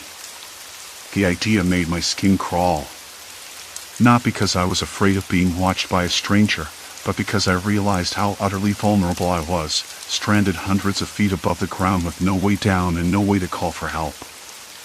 I checked my pockets. A granola bar, half eaten. A small bottle of water, nearly empty. My phone, dead. I wasn't prepared for this.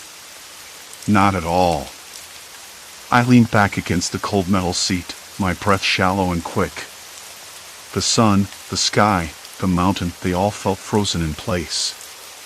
Like time itself was holding its breath, waiting for something to happen. But what? And why me? The chair shuddered again, this time more violently, and I gripped the bar so hard my knuckles went white.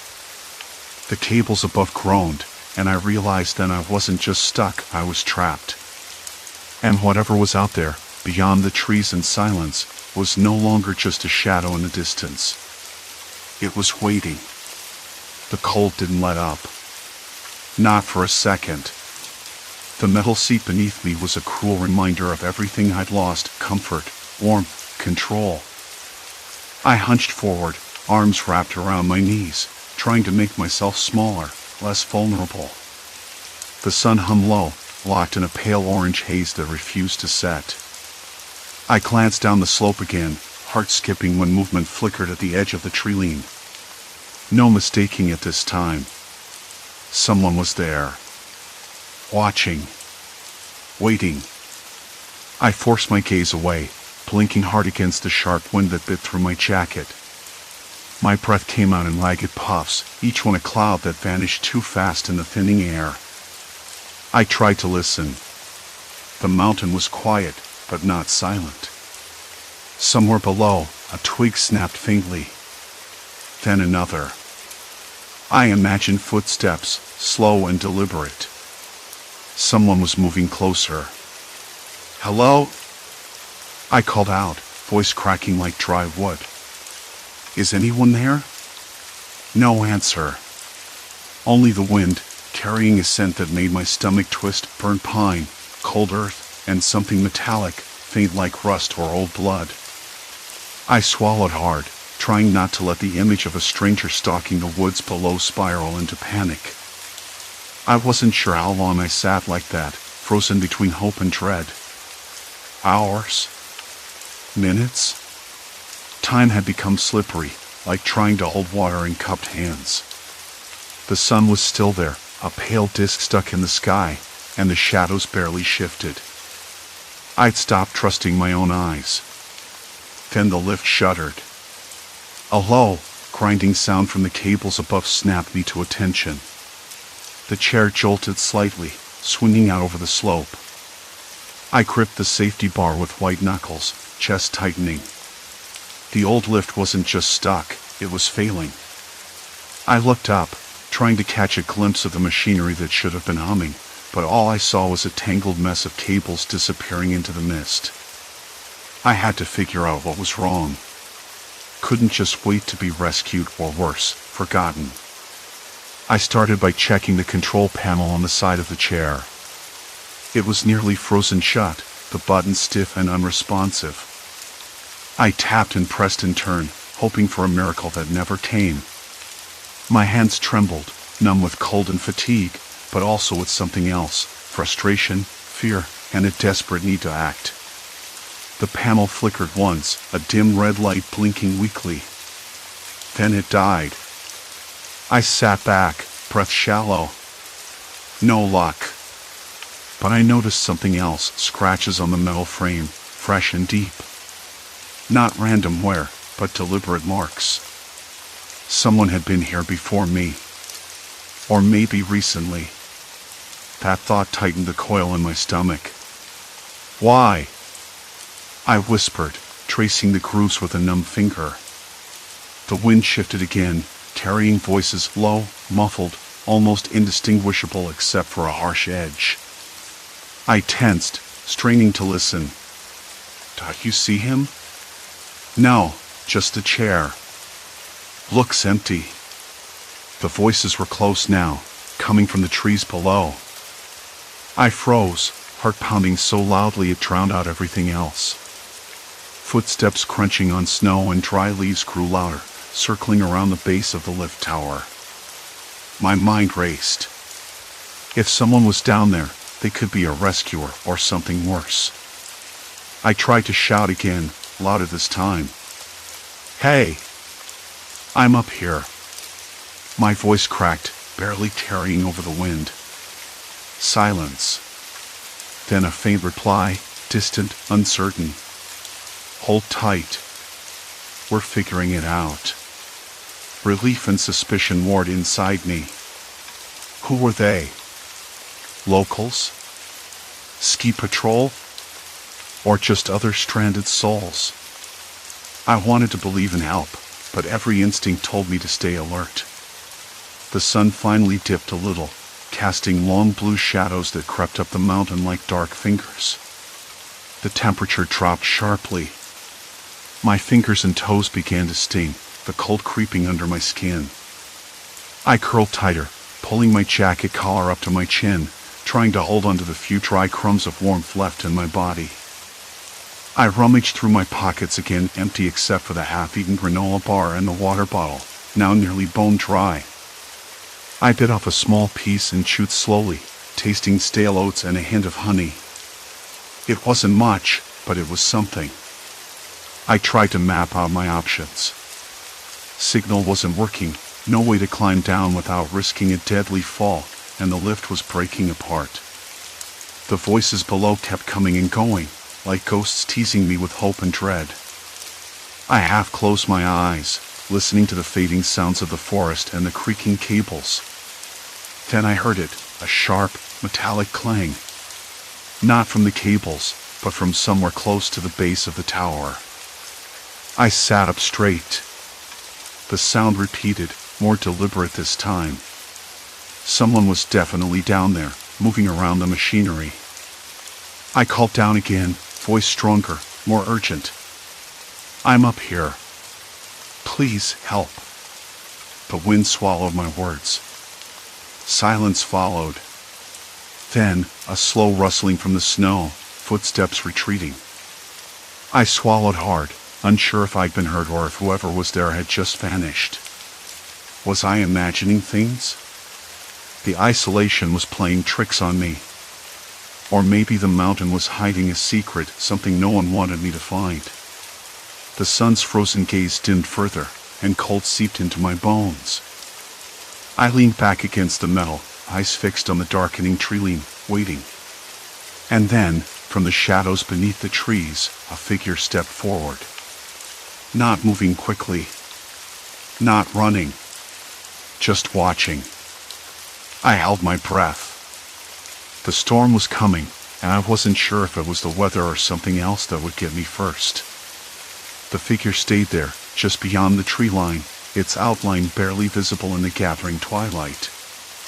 I swallowed hard, my voice gone dry. "Hello? Can you hear me?" I called again, louder this time, but the figure didn't respond. The snow beneath the trees crunched once, twice. Then nothing. I rubbed my numb hands together, the rough fabric of my gloves scraping against my wrists. I couldn't tell if the chill was from the dropping temperature or the dread settling in my chest. Minutes passed.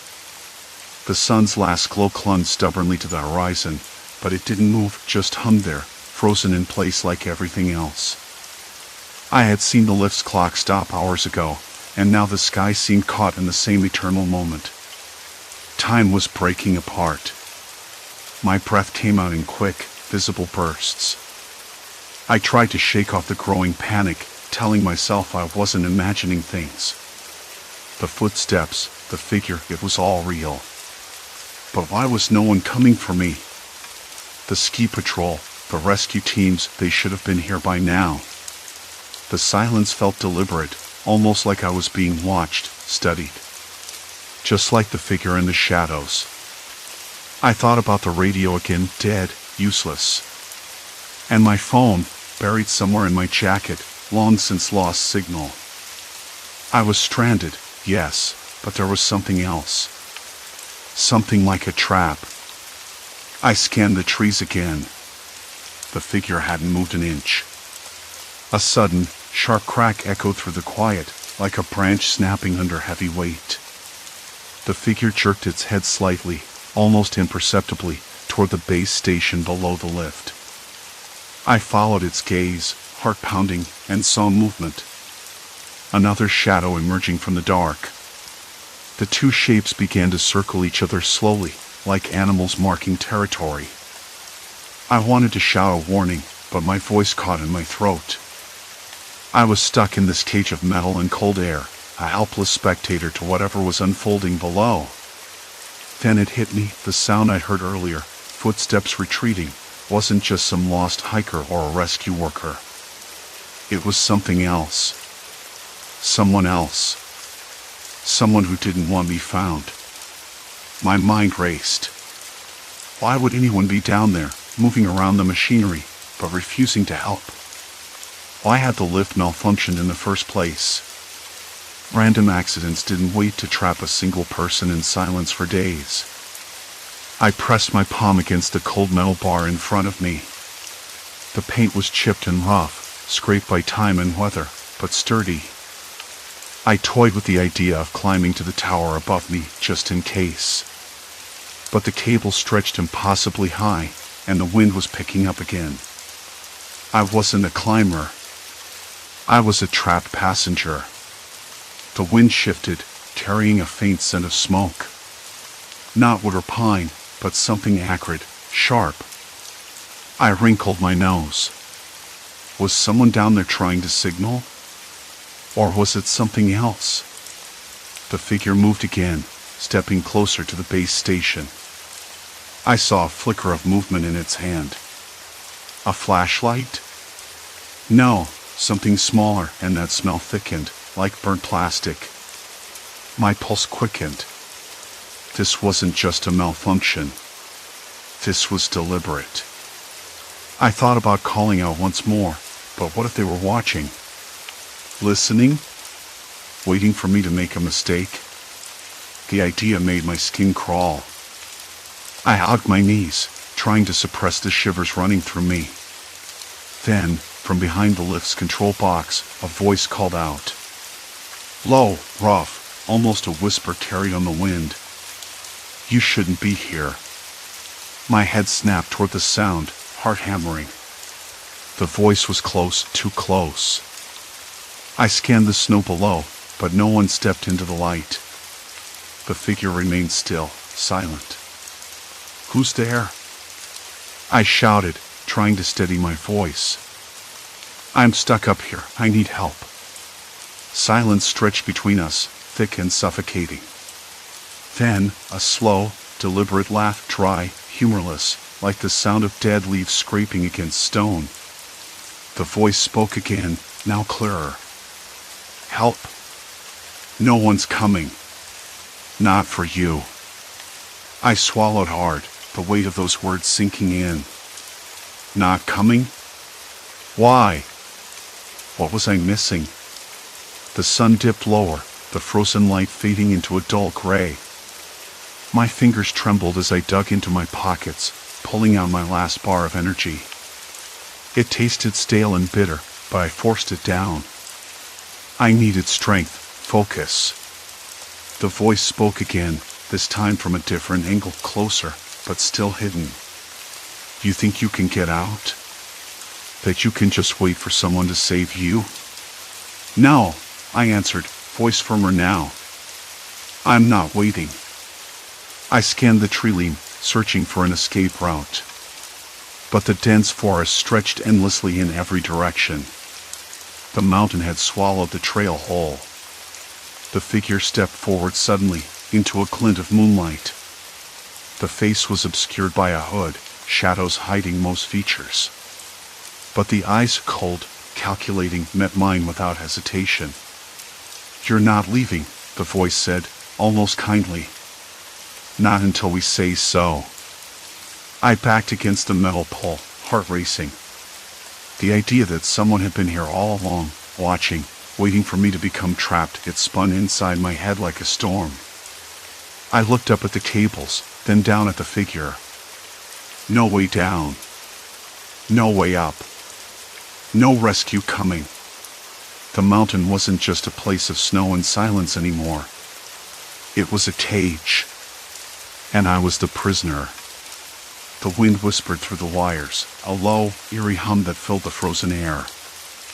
I closed my eyes, trying to steady my breath. I was past the point of no return. The choices I made now would decide everything. But what I didn't know, and what terrified me most, was how little control I really had. The cold bit sharper now, seeping through layers I hadn't thought possible. You're not leaving, the voice said again. Almost gentle, like a teacher offering a lesson I hadn't signed up for. The words settled inside me, heavy and absolute. I swallowed, trying to force my hands to stop trembling. Why? I finally croaked, voice cracking. What do you want from me? The figure didn't answer immediately. Just watched. The weight of those eyes, empty and unwavering, made my skin crawl. I realized then that this wasn't about ransom or revenge. It was about control. About power. About making me disappear inside this frozen bubble. The wind shifted, carrying with it the faintest scrape of something sliding against metal. My gaze flicked up to the cables, the endless stretch of them disappearing into an abyss of black and white. No movement. No sign of life beyond this tiny prison. You think you can just climb down? The voice broke the silence with a sharp edge. Or that help is coming? You're wrong. They won't find you here. A surge of anger burst through me, sudden and fierce enough to burn the cold away for a moment. I'm not scared of you, I said, voice louder now. You don't control this. I can wait. Someone will come. The figure tilted their head, as if amused by my stubbornness. Waiting won't help. Not here. Not now. My heart hammered in my chest. The night was closing in, thick and suffocating. I could hear the faint crackle of ice settling on the cables, distant but unnervingly close. Every sound seemed amplified inside this stillness, the creak of metal, the whistle of the wind, even my own breath. I looked down. The ground was a distant blur, impossibly far. No way to jump, no way to climb. The chairlift was suspended in a frozen moment, the mountain's cold grip tightening around me. Why are you doing this?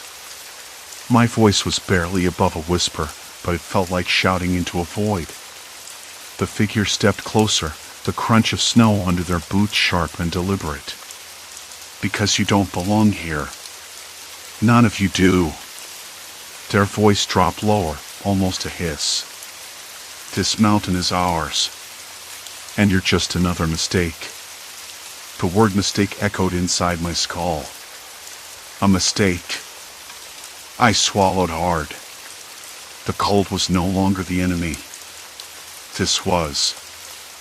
I scanned the figure's face again, desperate for some sign of humanity beneath the hood. But it was just darkness. A void. I felt the breath catch in my throat. Look, I said, voice shaking but gathering strength. I don't know who you are, or what you want, but this isn't the way. My fingers curled around the edge of the seat. Let me down. We can figure something out. For a moment, the figure was silent. Then, slowly, they reached out and touched the metal pole beside me. The contact was cold, almost reverent. You think you can bargain with the mountain? The voice cracked, a flicker of something regret. Sadness lurking beneath the surface. It doesn't listen. A gust of wind swept through, rattling the cables overhead. The chairlift shuddered slightly, a reminder of how precarious my situation was.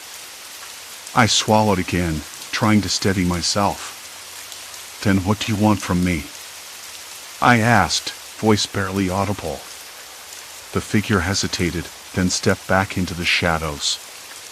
To keep the mountain safe. To keep it silent. Silent? I repeated, confusion twisting inside me. The noise. The tourists. The skiers. They don't understand. They don't respect this place.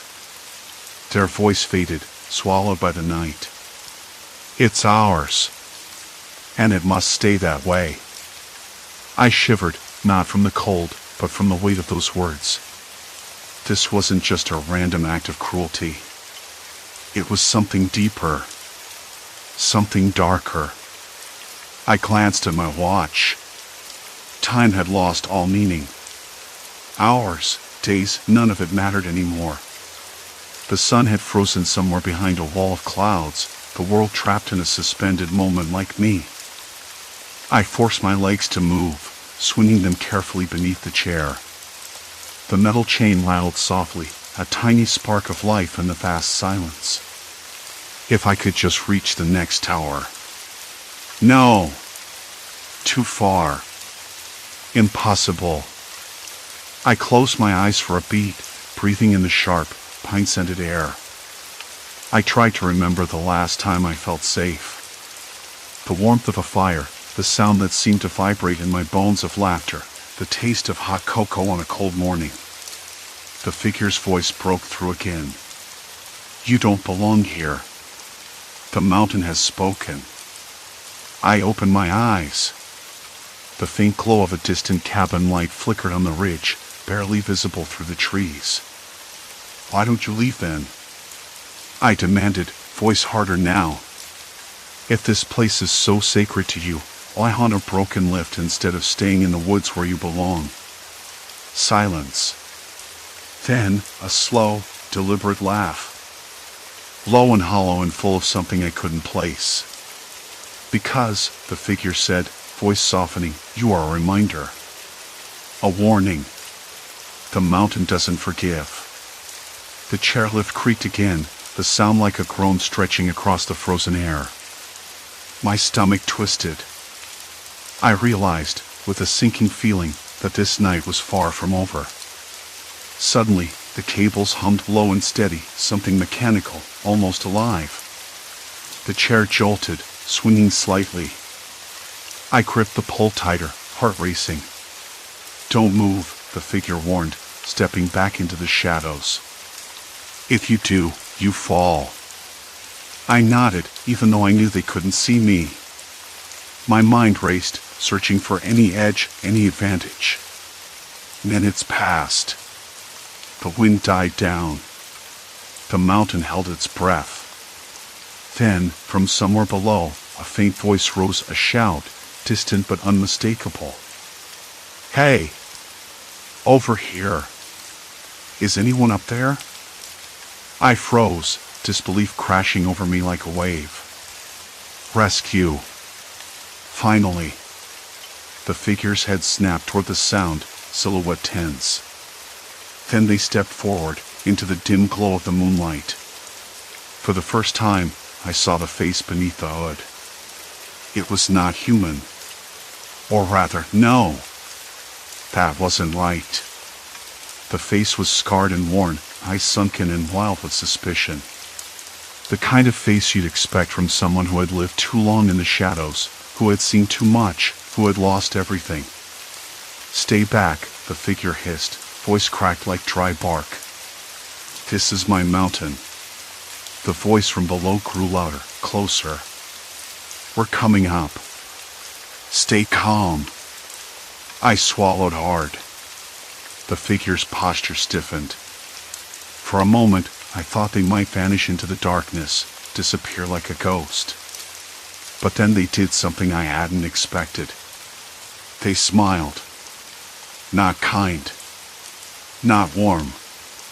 But a smile that said, this isn't over. And as the mountain held its breath, so did I. The first thing I noticed was the sound of a faint, scraping noise that didn't belong to the wind or the creaking steel cables. It was subtle at first, almost like a whisper caught in the howling cold, but it grew louder, more insistent. I held my breath. My fingers gripped the cold metal armrest until my knuckles whitened. The sun was still stuck to the horizon, its pale glow suspended like a frozen ember trapped behind frosted glass. I wanted to believe it was just my imagination, some trick of the years in the silence that had swallowed me whole for what felt like an eternity. But the noise came again, unmistakable. A human voice. Distant, muffled, but growing closer. Hello? Hey! Is someone up there? The voice cracked through the thin air, sharp and ragged. Relief and panic tangled inside me. I shouted back, my voice hoarse and raw from days of strained breathing, yes. I'm here. Please, I'm stuck. The voice hesitated, then a laugh, nervous, uncertain, carried on the wind. Hang on. We're coming. The crew said the lift broke down, but they didn't think anyone was still up there. I pressed my forehead against the icy metal, the cold biting through my thin jacket, and for the first time in days, I allowed myself to hope. Hope that this was real. Not some hallucination born of exhaustion and cold. Minutes passed, or maybe hours. I stopped counting a long time ago. The sun's frozen glow remained stubbornly in place, casting elongated, unmoving shadows across the snow-covered valley. Time had stopped, or at least it felt that way. Then, the scraping returned, louder this time. I turned my head slowly, squinting into the distance. A small group of workers, bundled in bright orange jackets, were climbing the treacherous slope, their equipment clinking and clattering with every step. I waved my arms, trying to catch their attention. Over here. Up here, I shouted, voice breaking. One of them looked up and pointed. There. Got him. The climb was slow and deliberate.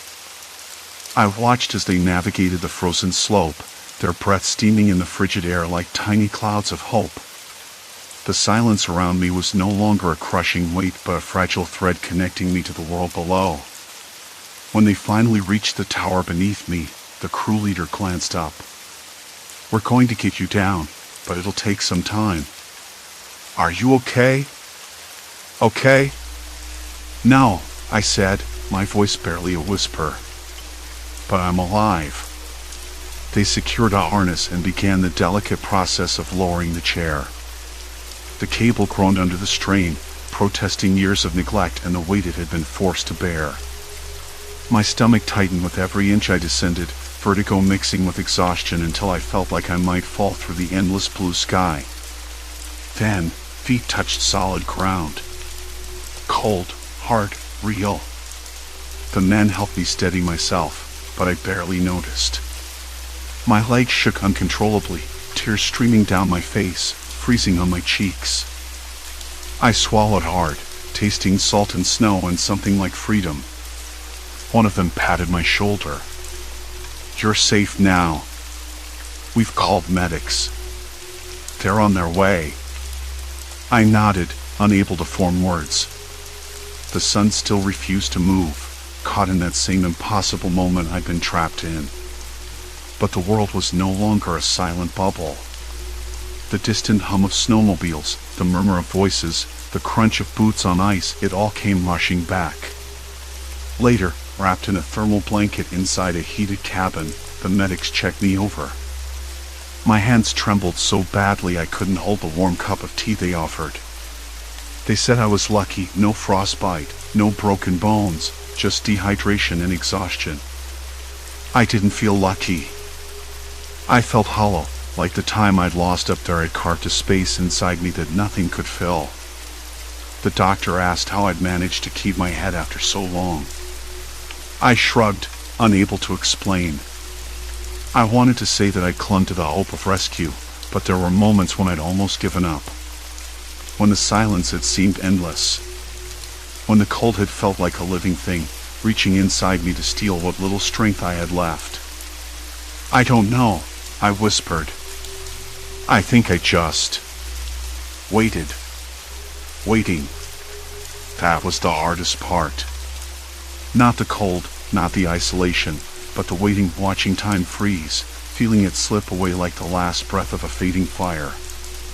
In the days afterward, the story spread how I'd survived being stranded on a broken ski lift, suspended in that silent, frozen moment. People asked what I thought about up there, how I stayed sane. The truth was messy.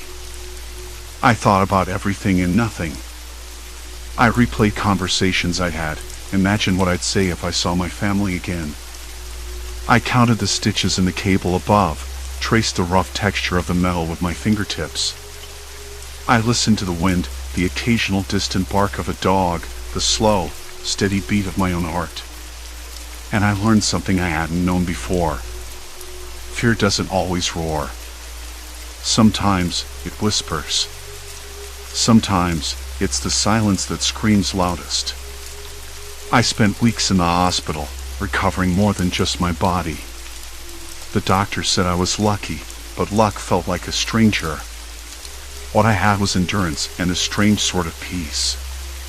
Because when you've stared down the void, when you've been trapped in a moment where time itself seems to stop, the world looks different when you finally step back into it. Everything is sharper, the cold, the warmth, the sound of a voice, the feel of solid ground beneath your feet. Life becomes a fragile, precious thing. It's easy to forget that, caught up in the rush of every day. But not me. Not anymore. I don't know how long I sat there that final day, watching the sun hang motionless in the sky, waiting for the scraping sounds to grow into voices, waiting for someone to find me. But when they did, when those voices broke the silence, I understood something.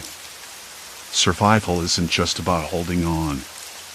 Sometimes, it's about knowing when to let yourself be found. I'm not the same person who climbed onto that chair, expecting a few hours of fun on the slopes. I'm someone who lived through a silence so deep it almost swallowed me whole and came back. And now, when the world feels too big, too loud, or too quiet, I remember the chair suspended in the cold. I remember the sun frozen above the mountains. And I remember waiting. Waiting until the world moved again. Story 5, Endless Inspection, Trapped in Time Loops.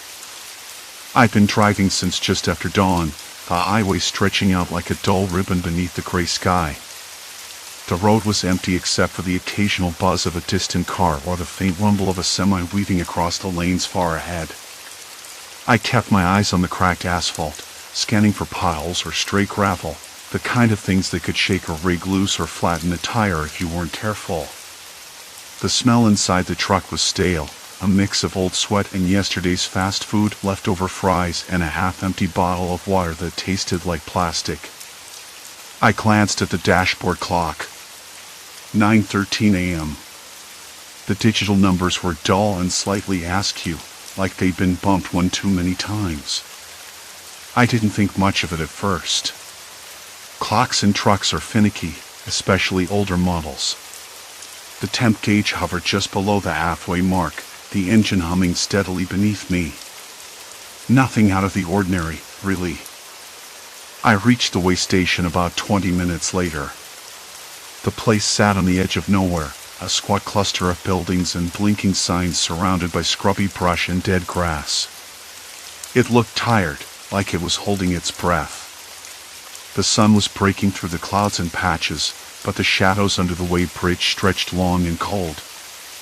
I pulled my rig up to the line with a sigh. A few other trucks were already parked, mostly rusted cabs with trailers that looked like they'd hauled everything from lumber to livestock. Drivers lounged outside, smoking or chatting in low voices. I recognized a couple from past trips, a thin guy with a baseball cap pulled low over his eyes, and a woman in a neon vest who was checking her phone with a distracted air. They glanced my way but said nothing as I shut off the engine, the sudden silence inside the cab pressing in. Inside the way station office, the air, cold and heavy with silence, smelled like pine cleaner and old paper. The fluorescent lights buzzed overhead, flickering once or twice before steadying. A woman sat behind the counter, her hair pulled into a tight bun, eyes sharp behind thick glasses. She looked up as I entered. "Morning," she said without expression but with a hint of weariness. "Morning." I shifted my cap, feeling the stiff fabric rub against my scalp. "Just here for the inspection." She nodded, fingers tapping on the keyboard. "You're third in line. Shouldn't be long." I sank into a metal chair, the cold seeping through my jeans. The wall clock ticked loudly, the second hand jerking forward in uneven beats. I caught myself watching it too closely, the way the red hand hit the 12, then 13, then 14. It was oddly hypnotic, like a metronome set to a rhythm I couldn't quite follow. Outside, a dog barked sharply, the sound echoing against the empty sheds. The wind picked up, rattling a loose shutter on the side of the building. I pulled my jacket tighter around me, the fabric rough and stiff. The first inspection took nearly an hour. The driver before me, the thin guy with the cap, was called up with a clipboard and a stern-faced inspector. They spoke quietly, but I caught words: brakes, weight, logbook. The woman behind the counter glanced at the clock on the wall, then back down at her screen. The entire process felt mechanical, like a well-oiled routine. When it was finally my turn, I stepped outside and climbed into the cab with the inspector. He was a man in his 50s, with a weathered face and tired eyes that didn't smile. He checked the lights, the tires, the paperwork, his voice flat and methodical. I answered his questions without much thought, my mind drifting back to the clock. That's when I noticed something odd. The wall clock, visible through the windshield as I sat there, flicked back to midnight. Not just the hour hand, but the minute and second hands snapped to zero as well. I blinked, rubbed my eyes. Surely it was a trick of the light or a reflection. But no, everyone outside was still, frozen in the moment, as if the world had paused. "Did you see that?" I asked, voice low. The inspector glanced at me, eyebrows raised. "See what?" "The clock. It just..."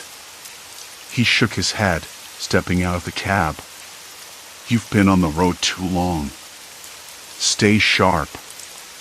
I watched him walk away, feeling an uncomfortable tightness in my chest. That clock didn't reset because of some glitch. No, it was deliberate, or at least, that's what my gut told me. Back inside the office, I tried to shrug it off. The woman behind the counter was still tapping away, eyes fixed on her screen. "Inspection's done," she said, voice flat. "You're clear." I glanced up at the clock. Midnight again.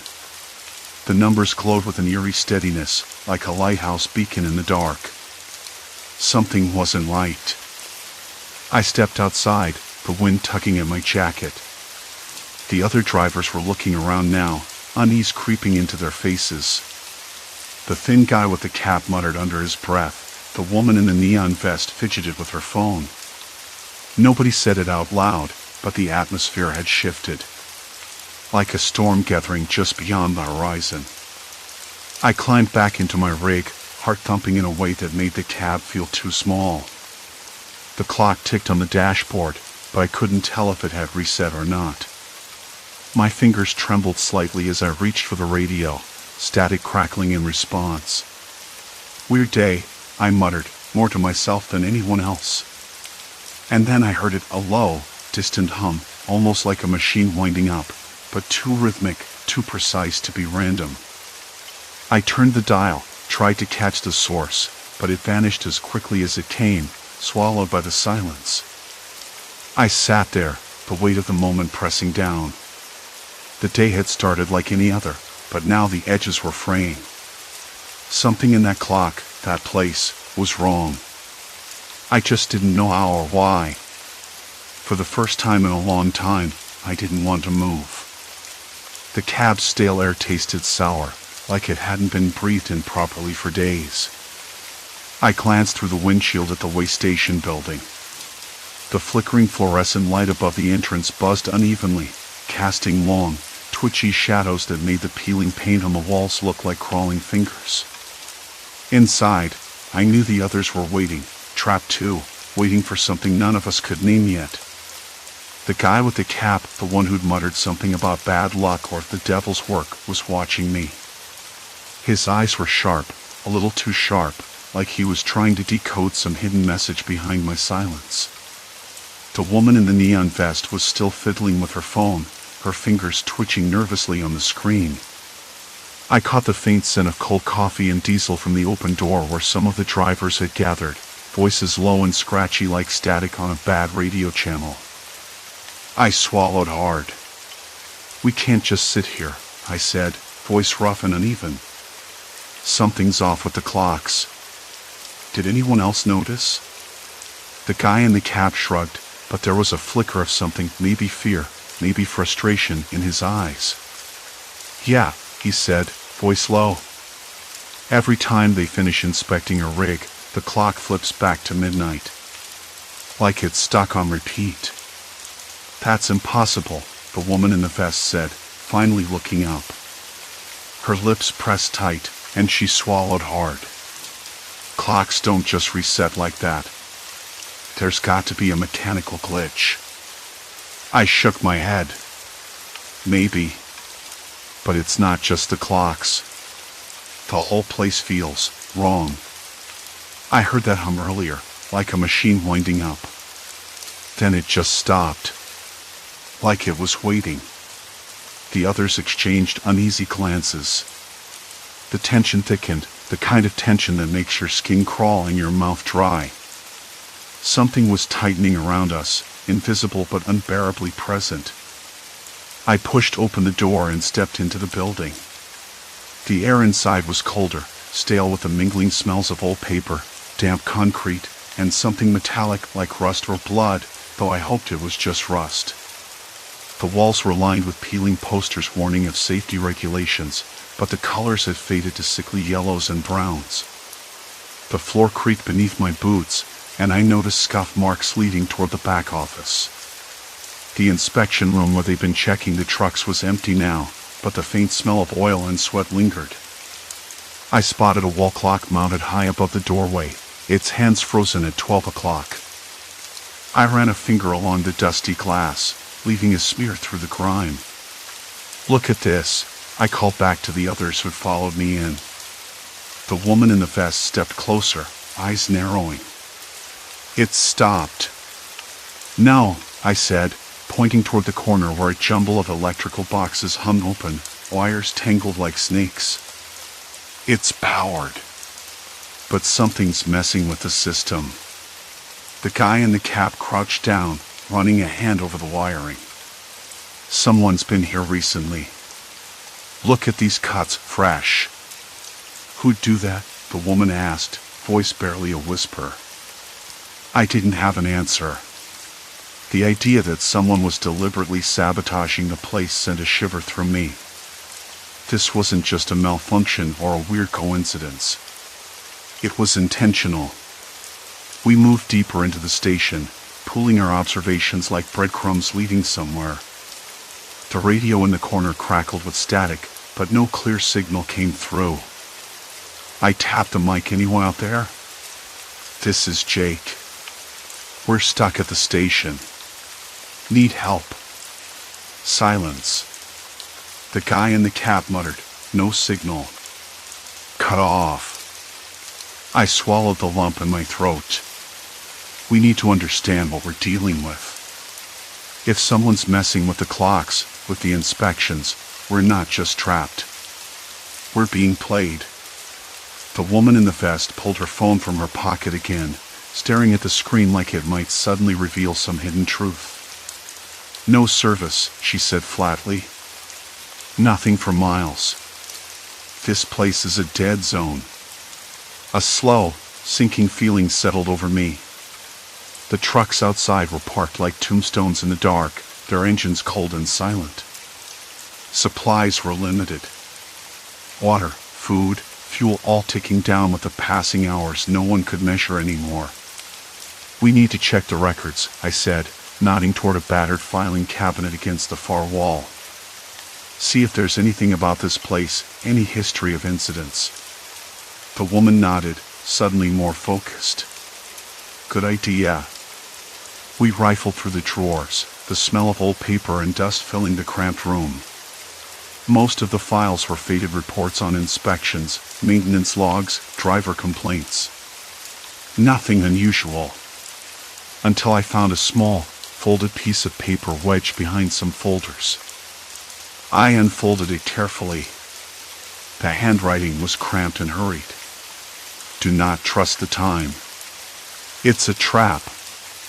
I read aloud, voice barely more than a breath. The woman's eyes widened. "What does that mean?" "I don't know," I admitted. But whoever wrote this was scared. Enough to leave a warning. We stared at the note in silence. The clock on the wall ticked once, twice, but still read midnight. Suddenly, a low thud echoed from the back of the station, sharp and deliberate. Everyone froze. The woman in the vest whispered, "Did you hear that?" The guy in the cap nodded slowly. "Yeah. Someone's here." I swallowed hard and glanced at the others. Our eyes met, unspoken questions hanging between us. Who was out there? Were they another trap driver, or someone else entirely? I moved toward the door, heart pounding in my ears. The smell of cold metal was stronger now, mixed with something else, something faintly sweet and sickening. The hum returned, louder this time. Not mechanical. More like a pulse, steady and insistent, pressing against my eardrums. I glanced at the clock. Midnight. Again. And the last hour was about to start over, whether we wanted it or not. The thud had barely faded when the humming swelled, filling the cramped way station like a living thing. The clock glared at us again, midnight. It had started over. Once more. But this time, the air felt heavier, thicker. Like the night itself was closing in. I swallowed hard, tasting the sour tang of fear mixed with stale coffee and the faint coppery hint of old metal. The woman in the neon vest, Jenna, I think her name was, stepped forward, voice barely above a whisper. We can't keep doing this. This reset thing, it's not some glitch. It's deliberate. Her words wavered, like she wasn't sure if saying them aloud would make the nightmare worse or help us understand. Deliberate how? I asked, heart hammering. Who'd want to do this to a bunch of truckers stuck at a way station in the middle of nowhere? No one answered. The man in the cap, the quiet one, that's what I kept calling him, shook his head slowly. It's not just some prank or tech malfunction. I've been watching the clock for hours. Every time we finish inspection, it flips. Like we never moved forward. But what's worse? The supplies. They're disappearing. Fast. I glanced at the rations spread out on the cracked linoleum table. 3 cans of beans, 2 bottles of water, a half-empty box of crackers. Not nearly enough to last through another cycle, let alone a week. A sudden creak from the back door made us all jump. We turned as one toward the sound, breaths hitching. Then, a faint tapping. Slow. Deliberate. Like knuckles rapping on wood. Who's there? I called, trying to keep my voice steady. No response. Just the tapping again. Then silence. Too long a silence. I stepped closer, hand trembling as I reached for the rusted handle. The cold metal bit into my skin. The smell hit me again, sweet, sickening, almost like rotting fruit mixed with gasoline. A smell that didn't belong in a way station. Wait, Jenna said, grabbing my arm. Don't open it. Why? We can't just sit here.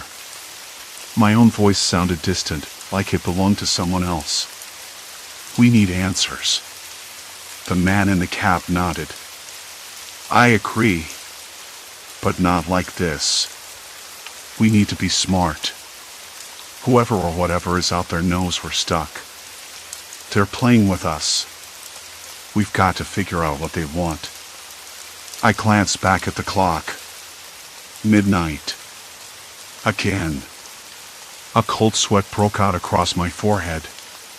The room felt smaller, the walls inching closer with every tick. Then, from outside, came a muffled voice. Low, distorted. A man's voice, but twisted, like it was coming through a bad radio. You're not going anywhere. Not yet. The words slammed into us, heavier than any fist. Did you hear that? Jenna whispered, eyes wide. I nodded, heart freezing. Yeah. They're watching. The man in the cap pulled out his phone, screen cracked but still glowing. He dialed quickly, voice urgent. I'm calling dispatch. Maybe they can help. Static. No connection. Dead air. Nothing, he said, voice tight. No signal anywhere. Jenna's face drained of color. We're completely cut off. I sank into a rickety chair, the wood groaning under my weight. My fingers traced the edges of the note we'd found earlier, the one with the warning scrawled in shaky handwriting. Maybe it wasn't just a warning. Maybe it was a key. I studied the words again. Don't trust the clock. Don't trust the time. They want to break you. Break us how? I murmured. We're in a loop, the man in the cap said. Every reset, we lose more than just time. Our supplies shrink. Our hope fades. Whoever's behind this is counting on us cracking. Jenna shook her head. We can't wait for them to crack us. We need to act. I looked around at the others, tired faces, eyes rimmed red, hands clenched so tight knuckles showed white. We were running on empty, on frayed nerves and whispered fears. Maybe that's it, I said slowly, surprising myself. The whole point is to wear us down. Make us give up. But what if the reset isn't just a curse? What if it's a test? A test? Jenna echoed, skeptical. Yeah. Think about it. Every hour, we get the same chance to figure this out. To find a way out. But we haven't been looking hard enough. Not really. The man in the cap rubbed his chin, eyes narrowing. So what? You think someone set this up? Like some sick experiment? I shrugged. Could be. Could be someone with power, watching us, seeing how long we last. Silence fell again. Then the humming started up once more, louder now, vibrating through the floor, the walls, raising the hairs on my arms. The clock flipped. Midnight. For the first time, I noticed the smaller clock on the desk, a cheap plastic thing, white face, black hands. It didn't reset. It ticked forward, slowly, mercilessly. Look, I said, pointing. This one keeps moving. Jenna leaned in, squinting. Why? Maybe it's the real time. The one they don't want us to see. The man in the cap grabbed the clock, flipping it over. The back was loose, a small compartment taped shut. Hold on, he said, pulling off the tape with shaking fingers. Inside was a tiny memory card, nothing more. Who would hide this here? Jenna asked. I took the card, cold and light in my palm. Maybe it's a message. We gathered around the rickety laptop someone had dragged out earlier, a relic with a cracked screen and keys worn thin. The humming grew louder, vibrating in my chest like a warning. I inserted the card. Files popped up immediately. Videos. Photos. Text documents. One video caught my eye. Grainy, handheld footage of the way station. But it wasn't empty, there were people there. Watching. Waiting. And then, the camera jerked, catching a shadow slipping past the back door. A chill ran down my spine. This isn't some glitch, I whispered. They've been here all along. Jenna looked pale. Who are they? What do they want? Before I could answer, the laptop screen flickered and went black. The humming stopped.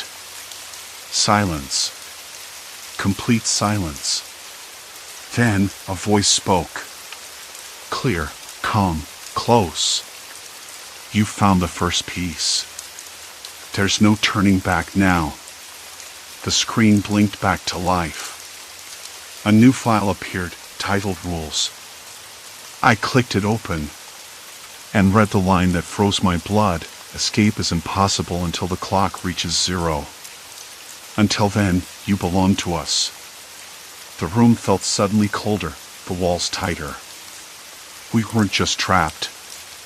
We were marked. And there was no way out. The words on the screen blurred as my pulse hammered in my ears. I shut the laptop with a snap, the sudden silence pressing in the room. The hum from the power supply had stopped completely. A cold draft crept under the door, carrying with it the faint scent of damp earth and something else, metallic, faint but unmistakable. Blood? No. Oil. Old machinery, maybe. My stomach churned. Who are they? Jenna whispered, clutching her jacket tighter around her. Her voice trembled, sounding smaller than I'd ever heard. I didn't answer right away. I couldn't, because I didn't know. And that made everything worse. If it was people, real people, watching us, waiting for this clock to run out, what exactly did they want? What did they mean by it belonged to us? I forced myself to stand, the wooden floor groaning underfoot. The overhead light flickered erratically, casting fleeting shadows that made the peeling plaster on the walls feel alive, like faces watching, waiting. Of course, I knew it was just the wiring, but the effect was enough to make my skin crawl. Outside the cracked window, the night was thick, almost tangible. No stars. No moon. Just the dull throb of distant engines, trucks idling, or maybe something else. The way station's parking lot was a graveyard of rusted trailers and empty cabs, but the sound suggested life. Or danger. I moved to the door, testing the handle. Locked. The kind of lock that screamed not by accident.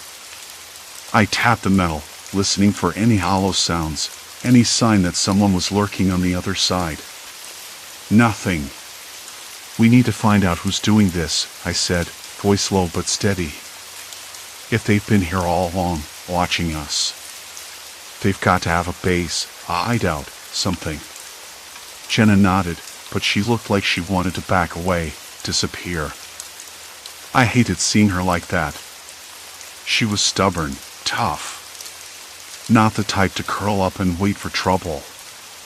But this was different. Suddenly, the air, cold and heavy with silence, shifted. A faint clatter from down the hallway. Something metallic, sliding against concrete. I held my breath. Jenna's eyes locked on mine, wide and terrified. "Did you hear that?" she hissed. I did. I pulled the flashlight from my pocket and clicked it on.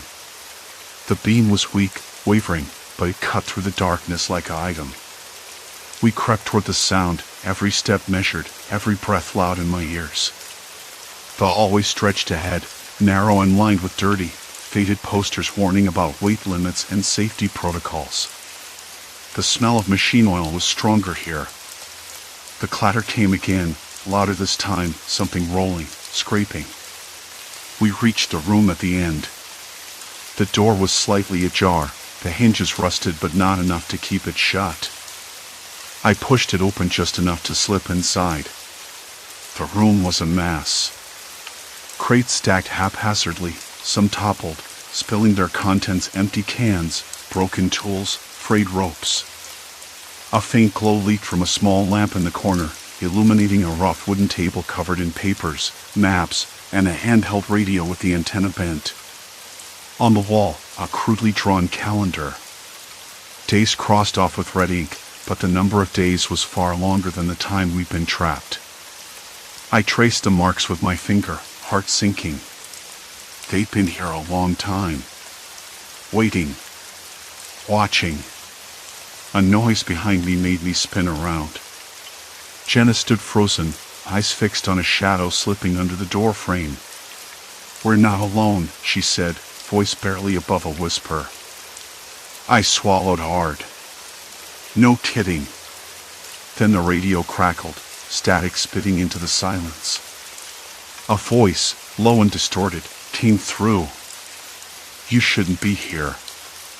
Leave now, or the clock resets early." The words hit me like ice water. The voice was calm, but the threat was real. No supernatural menace, no ghosts, just people. And they were watching every move. "What do they want?" Jenna asked, stepping closer. "I don't know. But they're playing a game. And we're the pieces." I scanned the room again, eyes catching on a small notebook half buried under the papers. I grabbed it and flipped it open. Scribbled notes, hastily written. Names, dates, times. A pattern emerged, trucks inspected, times they entered and left, all tied to the clock resetting at midnight. "They've been keeping track of us," I murmured. Every inspection, every reset.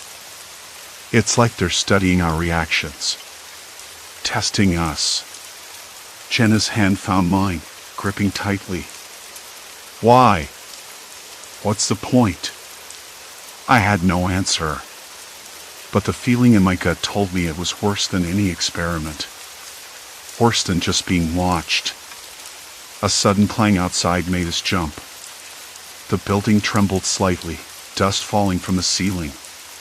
Something heavy was moving closer. We need to move, I said, voice firmer now. Find a way out before they decide to make a move. Jenna nodded, pulling her jacket tighter. As we backed toward the door, the flashlight flickered and died. Darkness swallowed us whole. For a moment, panic clawed at my throat. The silence after was complete, suffocating. Then, barely audible, a whisper from the radio. Time is running out. The weight of those words settled over us, heavier than the night itself. I could taste the cold metal tang of fear, the acrid bite of sweat in my mouth. The clock was ticking, and whatever was out there wasn't going to wait. I fumbled for the flashlight, finally clicking it back on. Its weak beam caught movement at the far end of the hall, figures, blurred and slow, watching us from the shadows. My hands trembled, but I swallowed the lump choking my throat and stepped forward. We don't belong to you, I said, voice steady despite the chaos inside. We're not your game. The figures didn't move. Just watched. And then the lights in the hallway died. Darkness. Complete darkness. The clock on the wall behind me blinked, resetting once again to midnight. The nightmare was far from over. The clock blinked midnight again. The second hand snapped back to zero, like some cruel prank that had no end. I stood there, frozen for a moment, staring at the dashboard, at the needle resting on empty fuel, the cracked plastic of the steering wheel, the worn leather of my jacket still damp from the night's cold sweat. I knew what was coming. I had been through it 4 times before, and yet, somehow, it never stopped surprising me. The way station was silent now, but the silence wasn't peaceful. It was heavy, thick enough to swallow any sound whole. The faint hum of the overhead fluorescent lights buzzed, their flicker casting long, jittery shadows across the cracked concrete floor. Outside, the wind picked up, rattling the faded sign that marked the station's name, a dull metallic clatter echoing through the empty lot. I rubbed my hands against my thighs, trying to shake off the chill. There was a bitter tang in the air, the smell of diesel, mixed with something sour and metallic, like old sweat and rust. It made my stomach turn, but I swallowed hard and forced myself forward. This time, I was determined to get out. To break whatever loop had us trapped here. The other drivers were already gathered near the small brick office, their faces pale as ghost light in the dimness. Faces that looked like mine, tired, drawn tight with worry and exhaustion. We'd all been caught in the same nightmare, repeating the same hour again and again, our supplies dwindling, our hope thinning like the fraying threads of a ragged rope. Maggie was there, sitting on the cracked bench with her head in her hands. Her usual fiery eyes were dull, shadows beneath them deepening. I hadn't spoken to her since the last reset. Something about her silence was both comforting and terrifying. Morning again, I said, my voice rough. It sounded small in the cavernous quiet. She looked up, blinking like she wasn't sure if I was real or just another ghost conjured by the endless repetition. Yeah. Same old hell, she whispered. I nodded. We have to try something different this time. I could feel the weight of the others' gazes on me. They were desperate for any plan, any sliver of light. Like what? Tom, the youngest of US, asked. His voice cracked with uncertainty.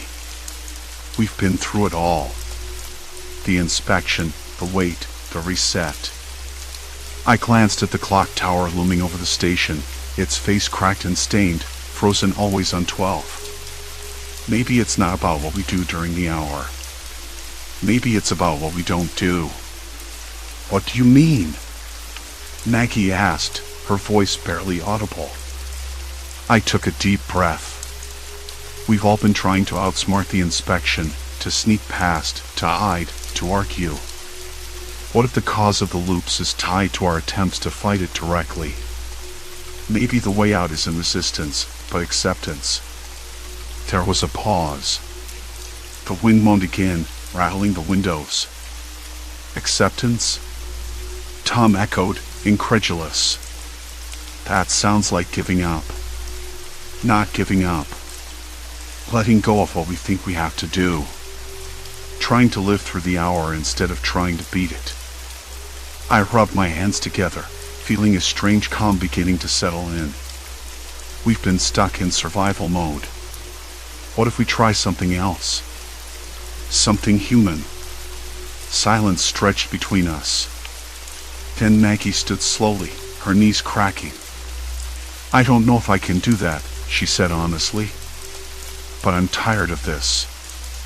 If you're serious, I'm in. The others murmured agreements, hesitant but willing. I led them back out to the lot where our rigs waited in a crooked line.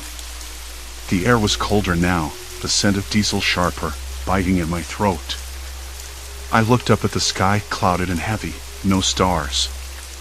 A dull ache settled in my chest. We sat together on the concrete, not moving, not talking much. Just breathing. The clock ticked steadily, the second hand a slow drag toward the end of the hour. I could feel the weight of my own heart, steady and loud in my ears. The inspection came again, same as before. A man in a high visibility vest approached, clipboard in hand. His face was unreadable, like a mask. He checked the paperwork, inspected the trucks with a detached efficiency. But this time, no one tried to argue or hide anything. We simply watched. When he finished, he walked away without a word. The clock struck midnight. The second hand snapped back to zero. But then, nothing happened. No reset. No pulling back to the start. No looping. For the first time, the world held its breath and then exhaled. I blinked. The dashboard clock showed 1 a.m. The other drivers looked at me, then at each other, confusion and hope tangled in their expressions. I stood up slowly, legs stiff but steady. The cold didn't feel as sharp. The night air smelled less sour, more like the promise of dawn. Maggie smiled, small and fragile. We broke it, she said. Maybe, I said, we did. Tom pulled his jacket tighter, eyes scanning the horizon. What now?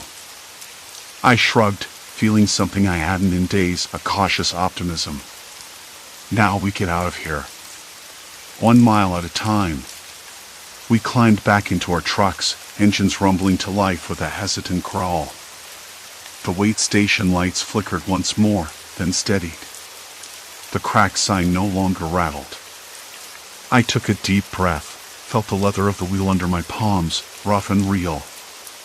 The road stretched ahead, dark and uncertain, but finally moving forward. As I started the rig down the highway, the sun began to rise, bleeding pink and gold across the horizon. I watched it, letting the warmth sink in, knowing we had survived the nightmare. More than survived, we had found a way through.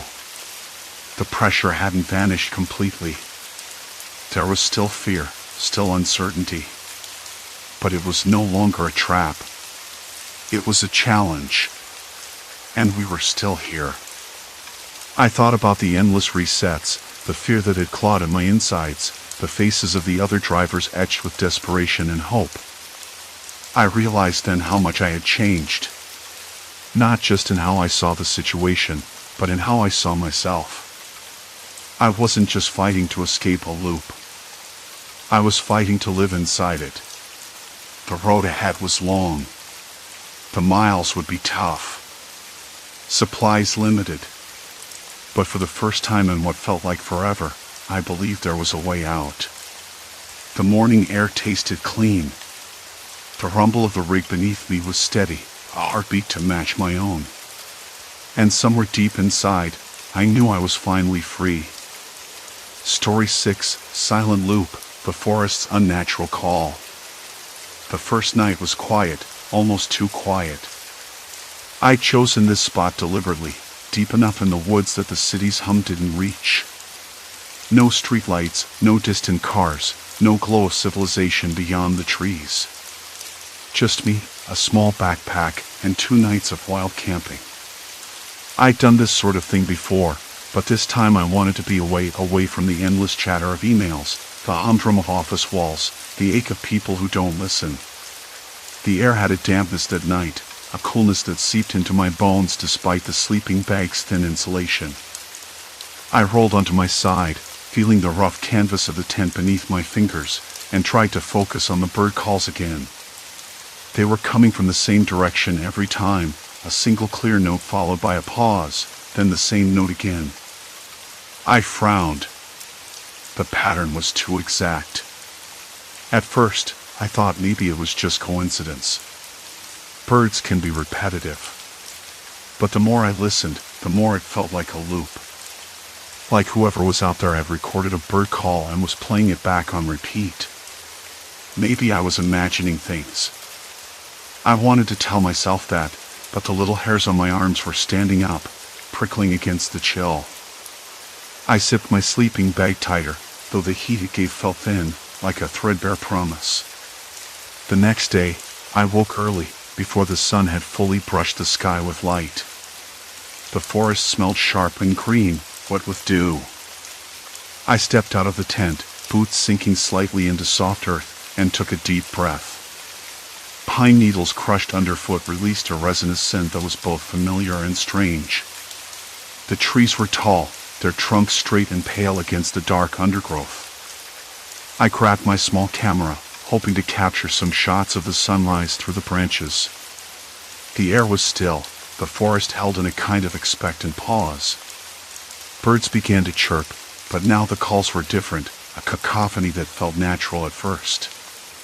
Still, every so often, a single note would rise above the rest, repeating, looping. I shook my head. "Get a grip," I muttered. "You're not some crazy person hearing ghosts in the woods." They muttered. But even as I said it, I wasn't sure who I was trying to convince. Later, as I walked along a narrow path, the dirt soft and damp beneath my boots, I noticed a patch of unusual growth on the base of a tree. It looked like mold or fungus, pale gray-green and spreading in irregular shapes. I knelt to examine it. The texture was slimy but firm, almost like a thick moss that had been stretched thin. It seemed to be creeping upward, slowly but unmistakably. I reached out, cautious, brushing a finger over the edge. It felt cool and slightly sticky. The scent was faint but unpleasant, earthy, musty, with a hint of decay. I recoiled, wiping my finger on my pants. For a moment, I felt a flicker of something like unease. Why was this spreading here? Was it normal? I'd seen fungus before, lots of it in damp forests, but this felt different. It was aggressive, invasive, and oddly precise in the way it avoided certain patches of bark while covering others completely. As the day wore on, I kept noticing it more.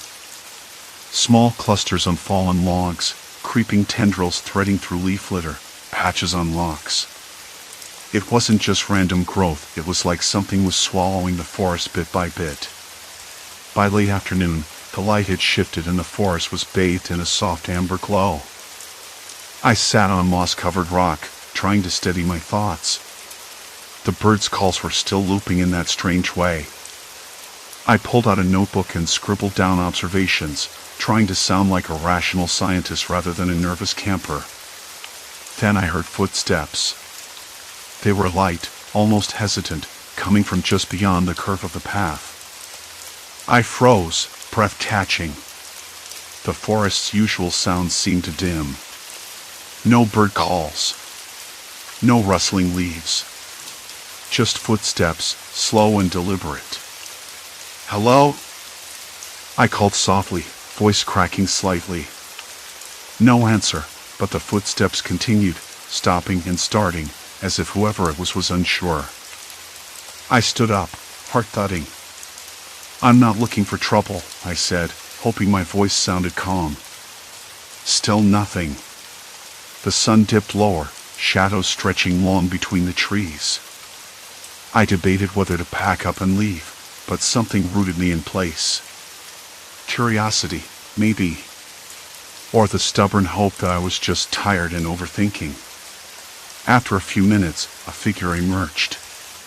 A man, thin and wearing a faded jacket, his face half hidden by a hood. His eyes flicked to me, sharp and unreadable. "Lost?" I asked, trying to keep my tone light. He shrugged, a quick motion. "Maybe." There was something about him that unsettled me beyond the obvious, an odd stillness, a too slow blink, a stiffness in his posture that didn't fit the forest's natural rhythm. I glanced behind him. No sign of a trail or pack. Just the trees, tight and still. "I've been out here a while," he said finally, voice low. "You shouldn't stay." "Why not?" I asked, heart picking up speed. He didn't answer. Instead, he turned and disappeared into the undergrowth as quietly as he'd come. I watched him go, unease coiling tighter in my stomach. The birds' calls resumed their looping above, unchanging and precise, as though the forest itself was holding its breath.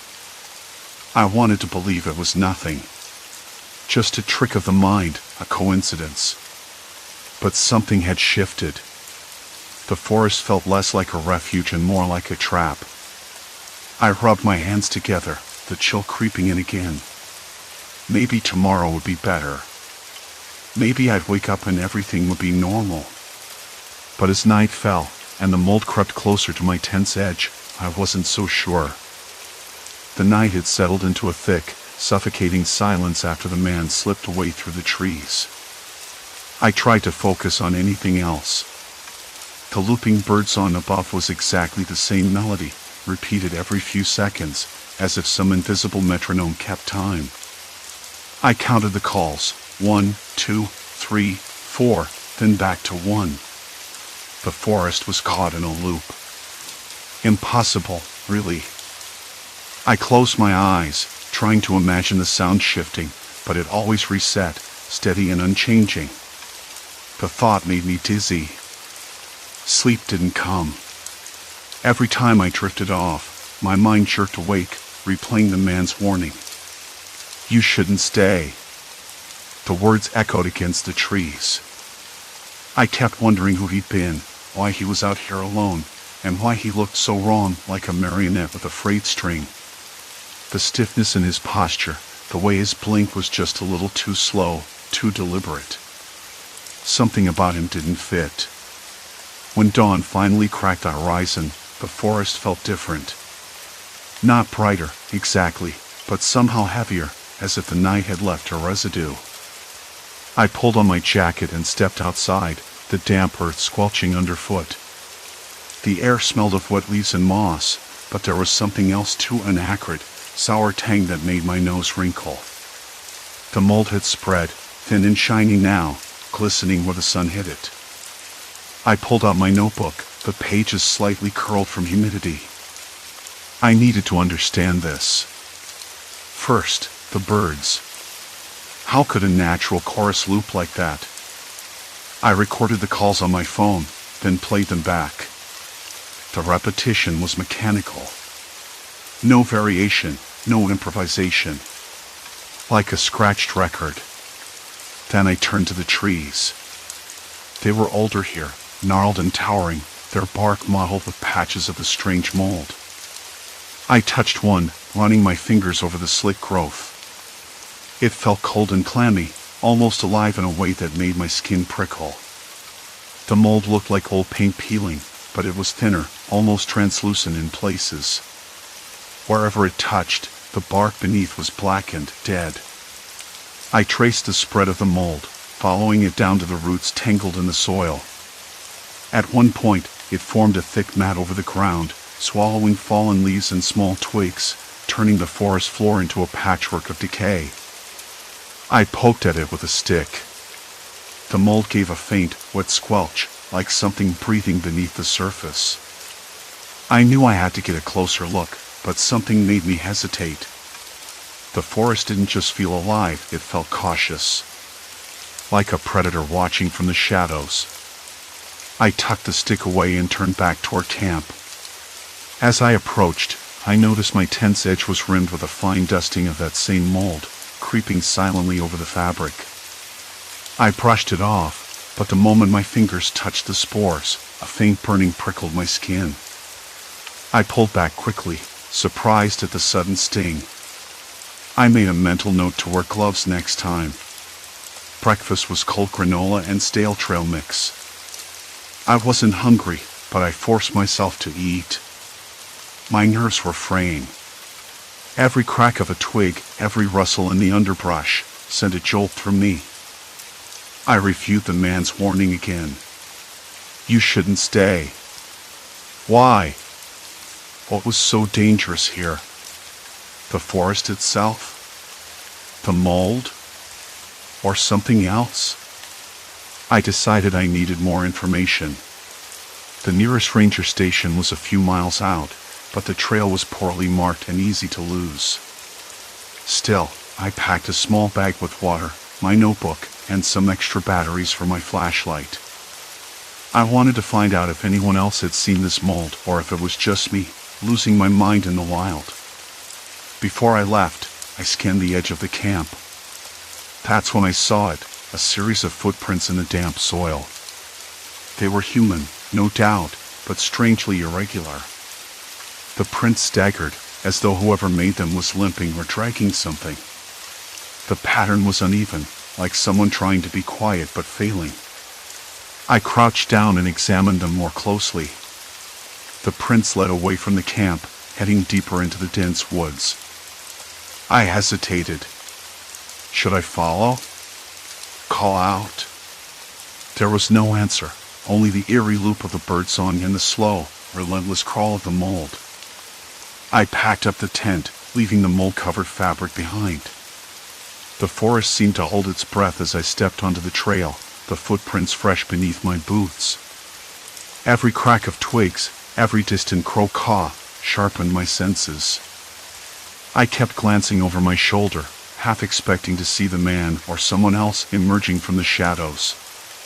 The trail twisted and turned, swallowed by thick underbrush. The air grew heavier, warmer, and the smell of decay stronger. I passed fallen trees coated in the same black mold, which seemed to pulse faintly in the dim light. Suddenly, something caught my eye, a small clearing ahead, where the trees stood farther apart. I moved closer, heart hammering. In the center lay a makeshift camp. Not like mine, this one was older, abandoned. A rusted metal can, a cracked ceramic mug, and a tattered sleeping bag streaked with dirt and mold. I crouched, running my fingers over the fabric. The mold had taken hold here too, spreading like a disease. Then I saw the writing scratched into a nearby tree trunk, jagged and hurried. Get out. I swallowed hard. The message was fresh, the bark still damp where the letters had been carved. A sudden, sharp rustle behind me made me spin around. Nothing but shadows and the endless loop of bird calls. I wasn't alone in the forest. The realization hit me like a wave. This wasn't just about mold or strange sounds. Someone else was here, someone who tried to warn me, or whoever came before. The sun was dipping lower. I had to decide, push forward toward the ranger station, or retreat to the safety of my camp and try to make sense of what I'd seen. I chose to keep moving. As I continued down the trail, every step felt heavier. The forest seemed to close in tighter, the mold creeping along tree trunks like ink spilled on paper. The birds' calls repeated, unchanging and unnerving. I could almost swear I heard whispers beneath the rustling leaves, voices just beyond comprehension. The footprints returned, suddenly joining the trail at my feet. They were fresher now, deeper. Someone was following me. I stopped, heart pounding, listening. The forest was silent except for the loops of birdsong. Then I heard it, a faint voice, barely above a whisper, carried on the wind. "You shouldn't stay." I didn't look back. I didn't want to know if the man had returned or if something worse was closing in. I had to find the ranger station before dark. I had to find answers. Because whatever was happening here wasn't natural, and it was getting closer.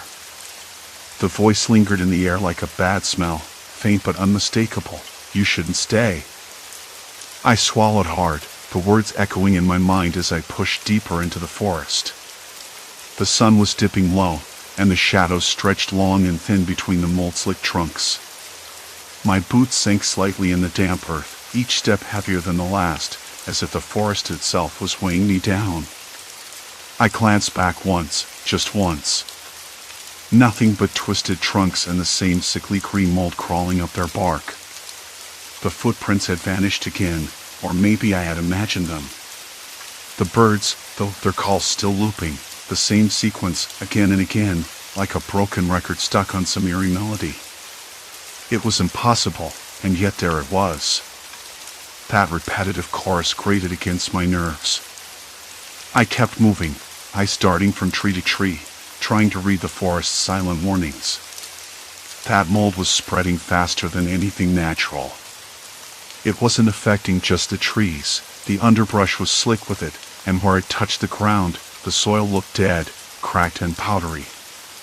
The smell was musty, like damp paper left out in the rain, but underneath it was something sharper, something chemical, almost metallic. I stopped to catch my breath, wiping sweat from my brow, and that's when I noticed the ranger station just ahead. It was barely visible through the thickening trees, a squat wooden building with chipped paint and a sagging porch. Relief washed over me, but it was fragile and tentative. Something about the place felt wrong. The windows were dark, and the door hung slightly ajar, creaking in the breeze. I stepped onto the porch, the floorboards groaning beneath me. The smell hit me again, stronger this time. Rotten wood, damp earth, and that sharp chemical note. I pulled my jacket tighter around me and pushed the door open with a slow, deliberate shove. Inside was dim, the fading daylight barely seeping through grimy windows. Dust motes floated in the stale air. A small desk sat against one wall, strewn with papers and a dead radio. I scanned the room quickly. Nothing moved. No signs of life. But then I spotted it, a notebook lying open on the desk, its pages yellowed and curling. I picked it up, the cover cracked and worn. The handwriting was neat but hurried, each entry dated just a few days earlier. As I read, a chill crept up my spine. The entries described the mold, how it started as a small patch near the water's edge, then spread rapidly. The ranger who wrote it sounded desperate, convinced it was some kind of invasive fungus, but also terrified. The last note was a scrawl, almost illegible. "They're watching. Not animals. Not fungus alone. We're trapped. If you find this, don't stay. Don't try to run. It waits in the dark." I dropped the notebook onto the desk, heart thudding. What did that mean? They're watching. The footprints, the voice, the creeping mold, it wasn't just nature out of balance. Something else was here. I considered turning back. The path I'd taken was already swallowed by the forest's slow advance. But the ranger station was supposed to be the closest point of safety, the link to the outside world.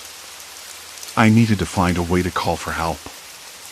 I moved toward the radio, fingers trembling as I flipped it over. The battery was dead. I rummaged through drawers, hoping for a charger or spare batteries, but found nothing but empty boxes and a few rusted cans of food. The silence in the room pressed down on me harder. Then I heard it, a soft scraping at the back door, like nails on wood, slow and deliberate. I froze. The hairs at my neck stood on end. The mold was creeping even closer now, visible through the cracked door frame, a dark stain inching along the threshold. I backed away, heart hammering in my chest. The voice came again, barely audible but clear. You shouldn't stay. The rational part of me screamed to run, but my legs refused. I was stuck between fear and curiosity, between survival and some grim need to understand what was happening here. I forced myself to calm down, breathing shallow and quick. I needed light. A flashlight. I remembered I had one in my pack outside.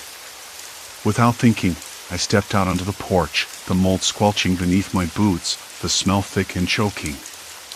The sun was almost gone now, the forest swallowing the last glimmers of daylight. I grabbed my pack, unzipped it, and pulled out the flashlight. The beam cut through the gathering darkness, illuminating patches of mold that looked almost alive, writhing in the beam's glow. I shuddered. Then something caught my eye. A figure, half hidden behind a tree about 50 feet away. Standing perfectly still, watching. My breath caught in my throat.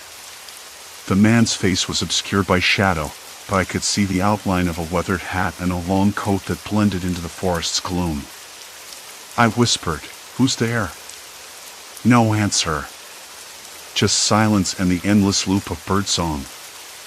I wanted to call out again, to break the quiet, but my voice stuck in my throat. The figure didn't move. Didn't blink. Just stood there, watching.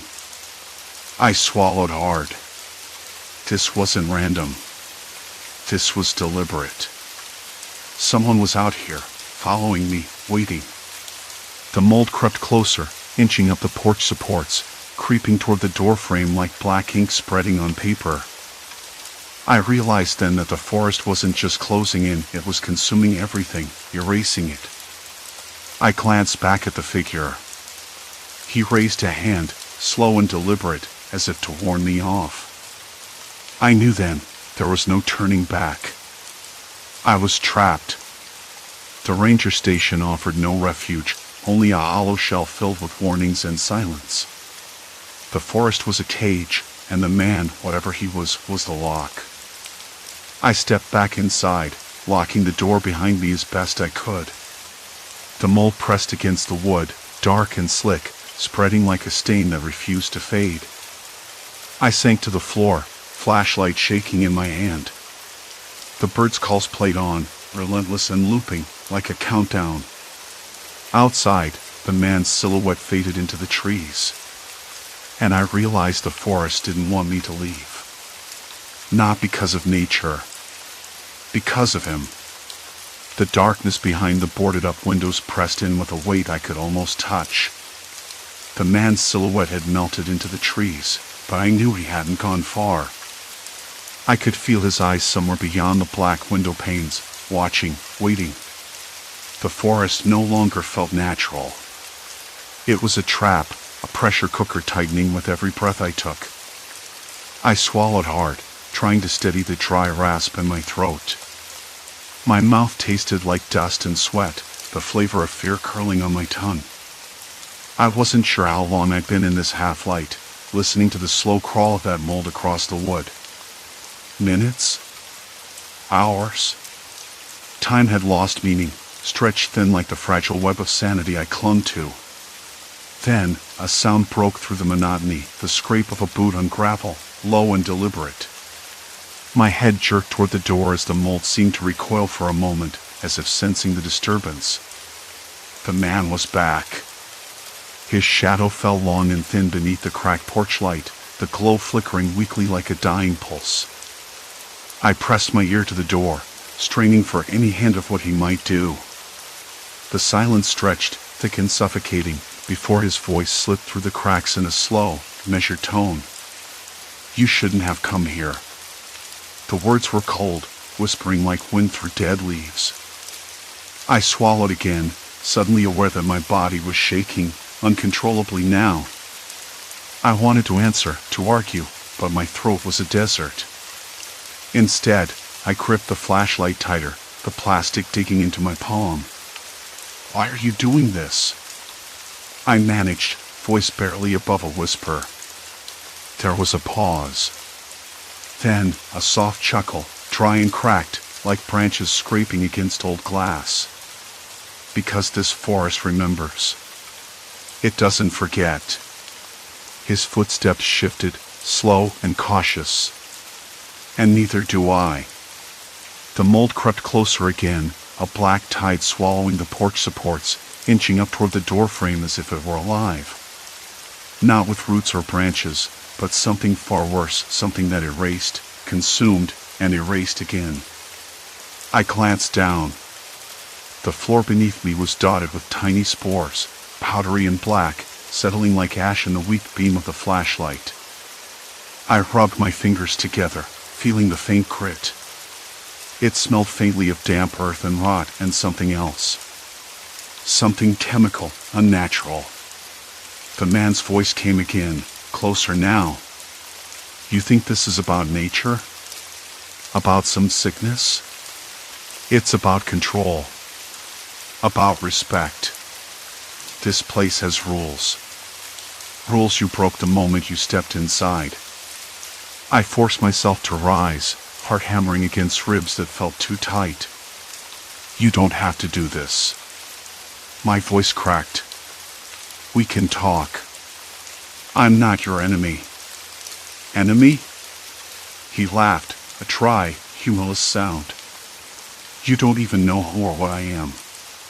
The porch light flickered and died, plunging me into near darkness. My flashlight's beam wavered as I raised it, casting wild shadows that danced on the cracked walls. The mold was everywhere, a living stain swallowing wood, paint, and stone, erasing the world inch by inch. I backed away slowly, every nerve screaming to run.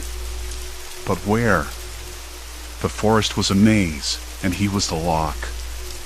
The air grew colder, thick with the smell of decay and something metallic like old blood or rust. Then, a sudden crack from somewhere inside the station. The sound of breaking glass. My breath hitched. The man was inside. I stumbled backward, heart pounding loud enough to drown out the looping bird calls.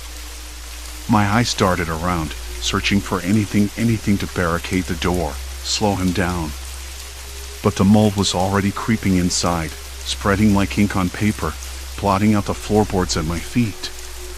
"Please," I whispered, voice shaking. "Just leave me alone." No, his voice was close now, cold and certain. "You've seen too much." A shadow moved at the edge of my light.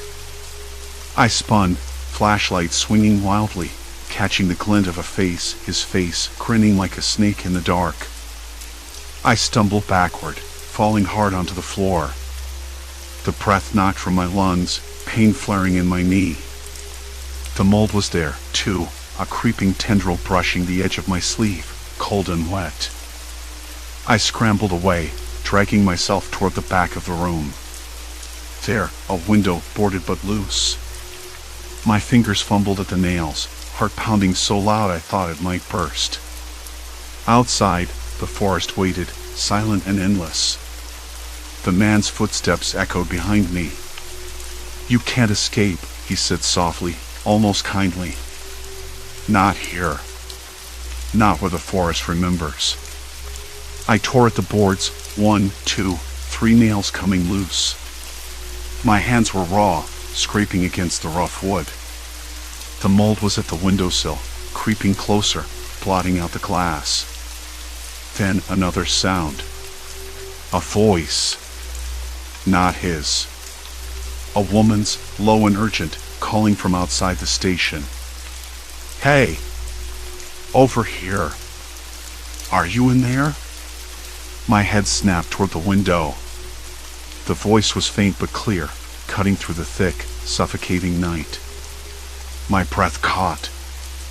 I called back, voice hoarse. "Yes.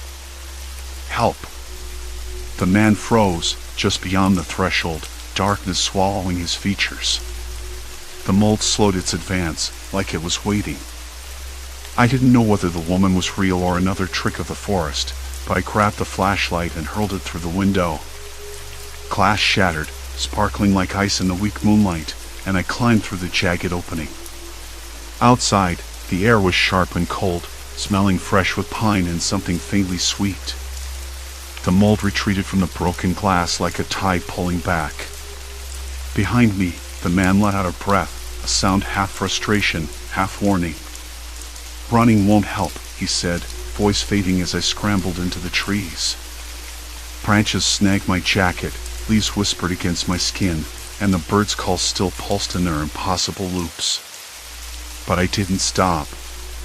Not until the forest swallowed me whole, and the man, whatever he was just a shadow lost in the dark. I didn't know what I was running from, but I knew one thing: this was far from over. The forest didn't let go easily. I didn't stop running until the cold air burned my lungs and the rough bark scratched my palms as I scrambled over a fallen log.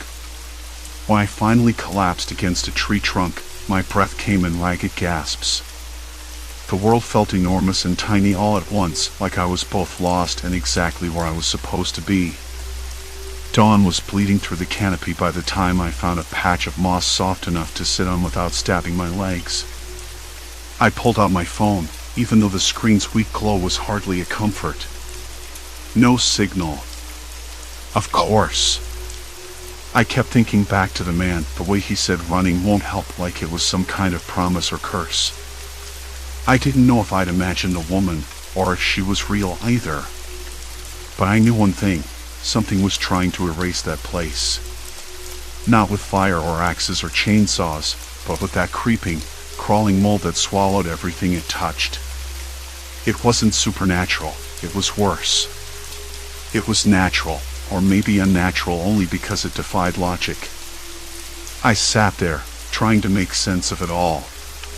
The mold, how it advanced, retreating from broken glass but quickly reclaiming any open wound in the forest floor, felt like a slow poison. Something microbial, but alive in a way I couldn't explain.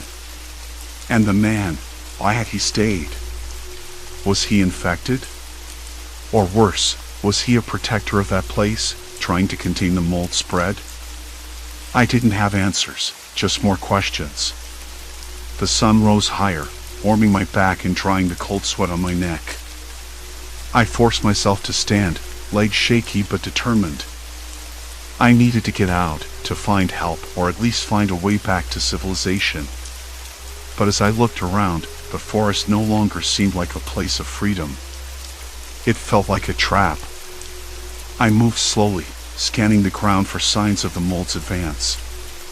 The patches of gray-green fuzz were rarer here, but still there, like a spreading stain on the earth's skin. I touched one tentatively, the texture slimy and cold, almost like algae.